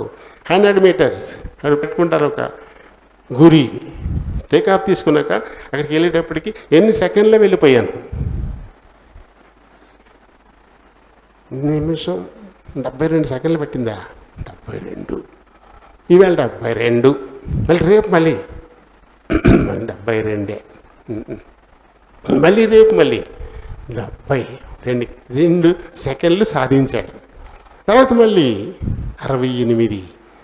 అలా ఆ సెకండ్స్ తగ్గేలా తన వేగాన్ని పెంచుకోవాలా, టేకాఫ్, అలాగే అడుగులు, ఇదనమాట. ఇది నిరంతరం 4 ఏళ్ల పాటు ఇవన్నీ చెక్ చేసుకుంటూ ఉంటారు. ఇవన్నీ చేసుకోవాలి. ఇవన్నీ చేసుకుంటే కానీ అక్కడ బంగారు పథకాన్ని సాధించలేరు. సెకండ్లో 10వ వంతులో పోగొట్టుకుంటారు బంగారు పథకాన్ని. సెకండ్లో 10వ వంతులు లెక్కేసుకోండి ఎలా ఉండదు. అంటే ఎలాంటి సాధన చేయాలా? అప్పుడు అక్కడికి వెళ్ళిన తర్వాత చాలా గర్వం. అంతమందిలో ఎత్తైన పీఠం ఎక్కి బంగారు పథకాన్ని వేసుకునేవాడు ముఖం చూడాలి ఎలా ఉంటుందో, ఎంత గర్వం కదా. ప్రపంచంలోనే తనొక్కడు 100 మీటర్స్లో గోల్డ్ మెడల్ కొట్టాడంటే ప్రపంచంలో 750 కోట్ల జనాభాలో ఓన్లీ 1. ఎంత గొప్ప విషయం అది. దాన్ని సాధించడానికి ఎంత సాధన చేస్తున్నారు వాళ్ళు. అయితే ఈ కిరీటం క్షయమైపోద్ది. ఇది శాశ్వతం కాదు. ఎందుకంటే తర్వాత ఒలింపిక్స్లో వీడిని దాటి వెళ్ళిపోతాడు ఇంకోడు. ఈ 4 ఏళ్ళే అది. తర్వాత ఒలింపిక్స్లో మళ్ళీ అతనికి వెళ్తాడనే నమ్మకం లేదు. అది ఇంకోటికి వెళ్ళిపోద్ది, అది క్షయమైపోద్ది. ఆ క్షయమైపోయేటువంటి ఆ కిరీటం కోసం ఇంతకాలంగా నిరంతరంగా శ్రమపడుతూ మితంగా ఉంటూ సాధన చేస్తున్నారు వాళ్ళు. కానీ మనకిచ్చే కిరీటం అది అక్షయ కిరీటం అంట. అది ఎప్పటికీ అలాగే ఉంటుంది. నువ్వు సంపాదించుకున్నావు అంటే చాలు, అది ఇంకా యుగాలు ఆ కిరీటం నీకు అలానే ఉండిపోద్దంట. అటువంటి అక్షయ కిరీటాన్ని సంపాదించుకోవడం కోసం మరి మనమెంత మితంగా ఉండాలా? అన్ని విషయాల్లోనూ మనం మితంగా ఉండాలా. నేను అలా ఉన్నానంటాడు ఈయన. గురి లేకుండా పరిగెత్తేవాడిగా ఏం లేని నేను గురి యొద్దకే పరిగెడతా ఉన్నాను. కొడతారనుకోండి, ఉత్తి చేతులు ఊపుతారా? ఉత్తి చేతులు ఊపితే ఎలా గట్టిపడతాయి? బలం ఎక్కడొస్తుంది? ఒక ఆబ్జెక్ట్ ఉండాలి కదా. ఆబ్జెక్ట్ పెట్టుకుని పంచింగ్ బ్యాగ్ ఉంటుంది, దాని నిండా ఇసుగు పోసి చాలా గట్టిగా ఉంటుంది, దాన్ని గుద్దుతాడు. దానివల్ల క్రమక్రమంగా ఇది బలపడిపోతాయి, అన్నీ బలపడిపోతాయి. ఏది లేకుండా కొడితే లాగుతాయి చేతులు, అంతే, బలపడేదేమీ ఉండదు. కాబట్టి ఒక గురి కావాలి మనం కొట్టడానికి. ఒక గురి పెట్టుకున్నాను నేను, ఆ గురి వద్దకే నేను పరిగెడుతున్నాను. గురి లేని వాడిగా నేనేమి లేను. తన గురించి తను చెప్పుకుంటున్నాడు. ఇంకా ఏంటంటే వాళ్ళకి వీళ్ళకి చెప్పేసి నేనెక్కడ తప్పిపోతానో అని భయం కూడా ఉంది నాకు. అలా కాదురా, ఇలా చేయాలి ప్రాక్టీస్ అని చెప్పి నేను పోతానేమో, అలాంటి భయం కూడా నాకుంది. అందుకని ఏం చేస్తాను, నా శరీరాన్ని నేను రోజు నలక్కొట్టుకుంటున్నాను. నేను నలక్కొట్టుకుంటున్నాను. నిజంగా అక్షయ కిరీటాన్ని పొందాలంటే మన శరీరాన్ని మనం పూర్తిగా మన అదుపులో ఉంచుకోవాలా, అది నలక్కొట్టుకోవాలా. అంటే శరీరం అంటే యావత్తు, కంటి చూపు, ముక్కు వాసన, నోటి మాట, చెవి వినికిడి, కాళ్ళ పొరుగు, చేతుల క్రియలు, హృదయ ఆలోచనలు, ఇన్నున్నాయి. వీటన్నిటినీ నెలకొట్టుకోవాలి, వీటన్నిటినీ అదుపు చేసుకోవాలి. అదుపు చేసుకుంటేనే అప్పుడు అది మనకు సాధ్యపడుతుంది. అయితే అదుపులు పెట్టి ఆయన ఒక ఆయన ఉన్నాడు, ఆయనకి అప్పచెప్పేసుకో సజీవ యాగంగా, అప్పుడు ఆయన నిన్ను అదుపులో ఉంచుతాడు. రోమిలు రాసిన పత్రికలో 12వ అధ్యాయంలో మొదటి వచ్చిన మనకు అది కనబడుతుంది. చదవండి. కాబట్టి సహోదరులారా, పరిశుద్ధమును దేవునికి అనుకూలమునైన సజీవ యాగంగా మీ శరీరాలతో పూర్తి మీ శరీరాలను సజీవ యాగంగా ఆయనకి అప్పచెప్పేసుకోండి చాలు. అప్పుడు ఆయన నిన్ను తన కంట్రోల్లో, అదుపులో ఆయన ఉంచుతాడు. ఎందుకని మన వల్ల కాదు, చేస్తాడు, మనల్ని ఖచ్చితంగా పక్కకి లాగేస్తాడు, బద్దకం చేసేలా చేసేస్తాడు. కాబట్టి ఆయనకి అప్పచెప్పేసుకున్న రోజున అప్పుడు ఆయన టైంకి. అందుకే కోచ్, ఈ పరిగెత్తే వాళ్ళందరికీ కోచ్లు ఉంటారు. కోచ్కి అప్పచెప్పేస్తారు. ఆ కోచ్ ఎంత నీకు నువ్వే చేసుకో సాధనం అంటే ఏం చేస్తాడు? 5ంటికి లేగాల్సినోడు 7ంటికి లేస్తాడు, అరకేజీ తినాల్సినోడు 30 కేజీ తింటాడు. అందుకని కోచ్ ఉంటాడు అక్కడ. 5 గంటలకు లేగాలి అంటే అంతే, ఆ కోచ్ 5 గంటలకు వస్తాడు, బెత్తం వేసుకుని అరికాళ్ళ మీద టప్ప టప్ప లే అని కొట్టేస్తాడు, అంతే. దేవుణ్ణి మనం కోచ్గా పెట్టుకోవడమే, సజీవంగా ఆయనకు అప్పచెప్పుకోవడం అంటే అర్థం ఏంటి? నువ్వే నా కోచ్, అక్షయ కిరీటాన్ని పొందడానికి వీలుగా నువ్వే నన్ను తయారు చెయ్యి అని చెప్పేసి దేవునికి అప్పచెప్పేసుకోండి అంటాడు పౌలు గారు. ఇక్కడ చెప్పింది ఆయనే, అక్కడ చెప్పింది కూడా ఆయనే. అలా ఎప్పుడైతే ఆయనకి అప్పచెప్పుకుంటామో వాళ్ళు ఖచ్చితంగా గెలిచే తీరుతారు. ఆ కోచ్ ఎప్పుడు కూడా నా క్యాండిడేట్ గెలవాలని కోరుకుంటాడు. ఆ క్యాండిడేట్ గెలుపు కోచ్ గెలిపోయాయి. ఆ క్యాండిడేట్ గెలిస్తే కోచ్కు బహుమానాలు వస్తాయి, ప్రమోషన్లు వస్తాయి. అందుకనే కోచ్ చాలా బాగా పనిచేస్తాడు. మన దేవుడు మన కోచ్ అయితే ఇంకా తిరిగి ఉంది కదా. అందుకని ఆయనకి సజీవయంగా అప్పచెప్పేసుకోండి. అప్పుడు ఖచ్చితంగా నువ్వు అక్షయ కిరీటాన్ని గెలుచుకుని తీరుతావు. మనం దేనికి అప్పచెప్పుకుంటున్నాము? మనకి ఎవరికి అప్పచెప్పుకుంటున్నాము? దీన్ని కూడా మనం ఆలోచించుకోవాలి. ఎంత మితంగా ఉంటున్నాం, దీన్ని కూడా మనం ఆలోచించుకోవాల్సిన వారంగా. టైం 12 అయిపోయింది, 2 గంటలు అయిపోయింది, 2 గంటల సేపు. మరి 2 గంటలు నాకు సాధనే కదా. 2 గంటలు కదలకుండా నుంచున్నాను నేను. మీరు కూర్చుని కాళ్ళు అటు ఇటు చాపుకుంటున్నారు, మార్చుకుంటున్నారు. నాకుందా 2 గంటలు నేను నిలబడి ఉండాలా, స్టాండర్డ్ కదా. మరి ఎంతసేపు ఎలా? 2 గంటలు నువ్వు నిలబడి ఉండటం ఒకటేనా? ఎంతసేపు ఇదంతా మీరు అర్థం చేసుకోవాలా. దేవుడే ఆయన్ని అలా నిలబెట్టి మాట్లాడించకపోతే అంతసేపు నుంచుంటాడా, అంతసేపు మాట్లాడతాడా అని అనుకోవాలి తప్ప నన్ను చూడకూడదు. ఇక్కడ నిలబెట్టిన ఆయన్ని చూడాలా, మాట్లాడించి ఆయన్ని చూసుకోవాలి. కాబట్టి ఆ మాటకు మనం విలువియ్యాలి, అది మన హృదయంలో దాచుకోవాలి. వెళ్ళేటప్పుడు దీని గురించే మాట్లాడుకోవాలి. నేను జీవకిరీటాన్ని పొందాలి, ఖచ్చితంగా పొందాలంటే నేను ఏం చేయాలి, ఎలా చేయాలి, ఈ తలంపై. ఒకవేళ ఇంటికి వెళ్ళిన తర్వాత ఖాళీ దొరికితే తోటి సహోదరితో దీని గురించి చర్చించు. దీనికి మనకు టైం ఉండదు, మనకి దీనికి టైం ఉండదు. నేను పైపు అందులో ఇచ్చేసాడా అడి ఎప్పుడు ఒకసారి ఎవడాడు, ఒకసారి ఏమో 2ంటికి ఇస్తాడు, ఒకసారి 3ంటికి ఇస్తాడు, ఒకసారి ఏమో ఇస్తాడు, ఒకసారి 1:30కే కట్టేస్తాడు. ఈ చర్చలు చాలా ఇష్టం, తెగ మాట్లాడుకుంటాం. అంతేగాని ఇక్కడ మీదేం లేదు, దీని గురించిన చర్చ వేడుకుంటున్నాను. అలాగే రైతులు ఆ మంది వేసాడా, ఆ మంది పోయి బాగా రాలేదట కదా, ఇది గుర్తొస్తుంది మనకి. ఈ మందుల గురించి మాట్లాడుకుంటాం, నీళ్ళ గురించి మాట్లాడుకుంటాం. అందరికీ వందనాలు. అయితే నిత్యము మనకు ఉపయోగపడేది కృపను బట్టి అవసరమైంది అది. దాని గురించి అయినటువంటి సింహాసనం మీద కూర్చొని ఆరోగ్యవంతమైనటువంటి చర్చ.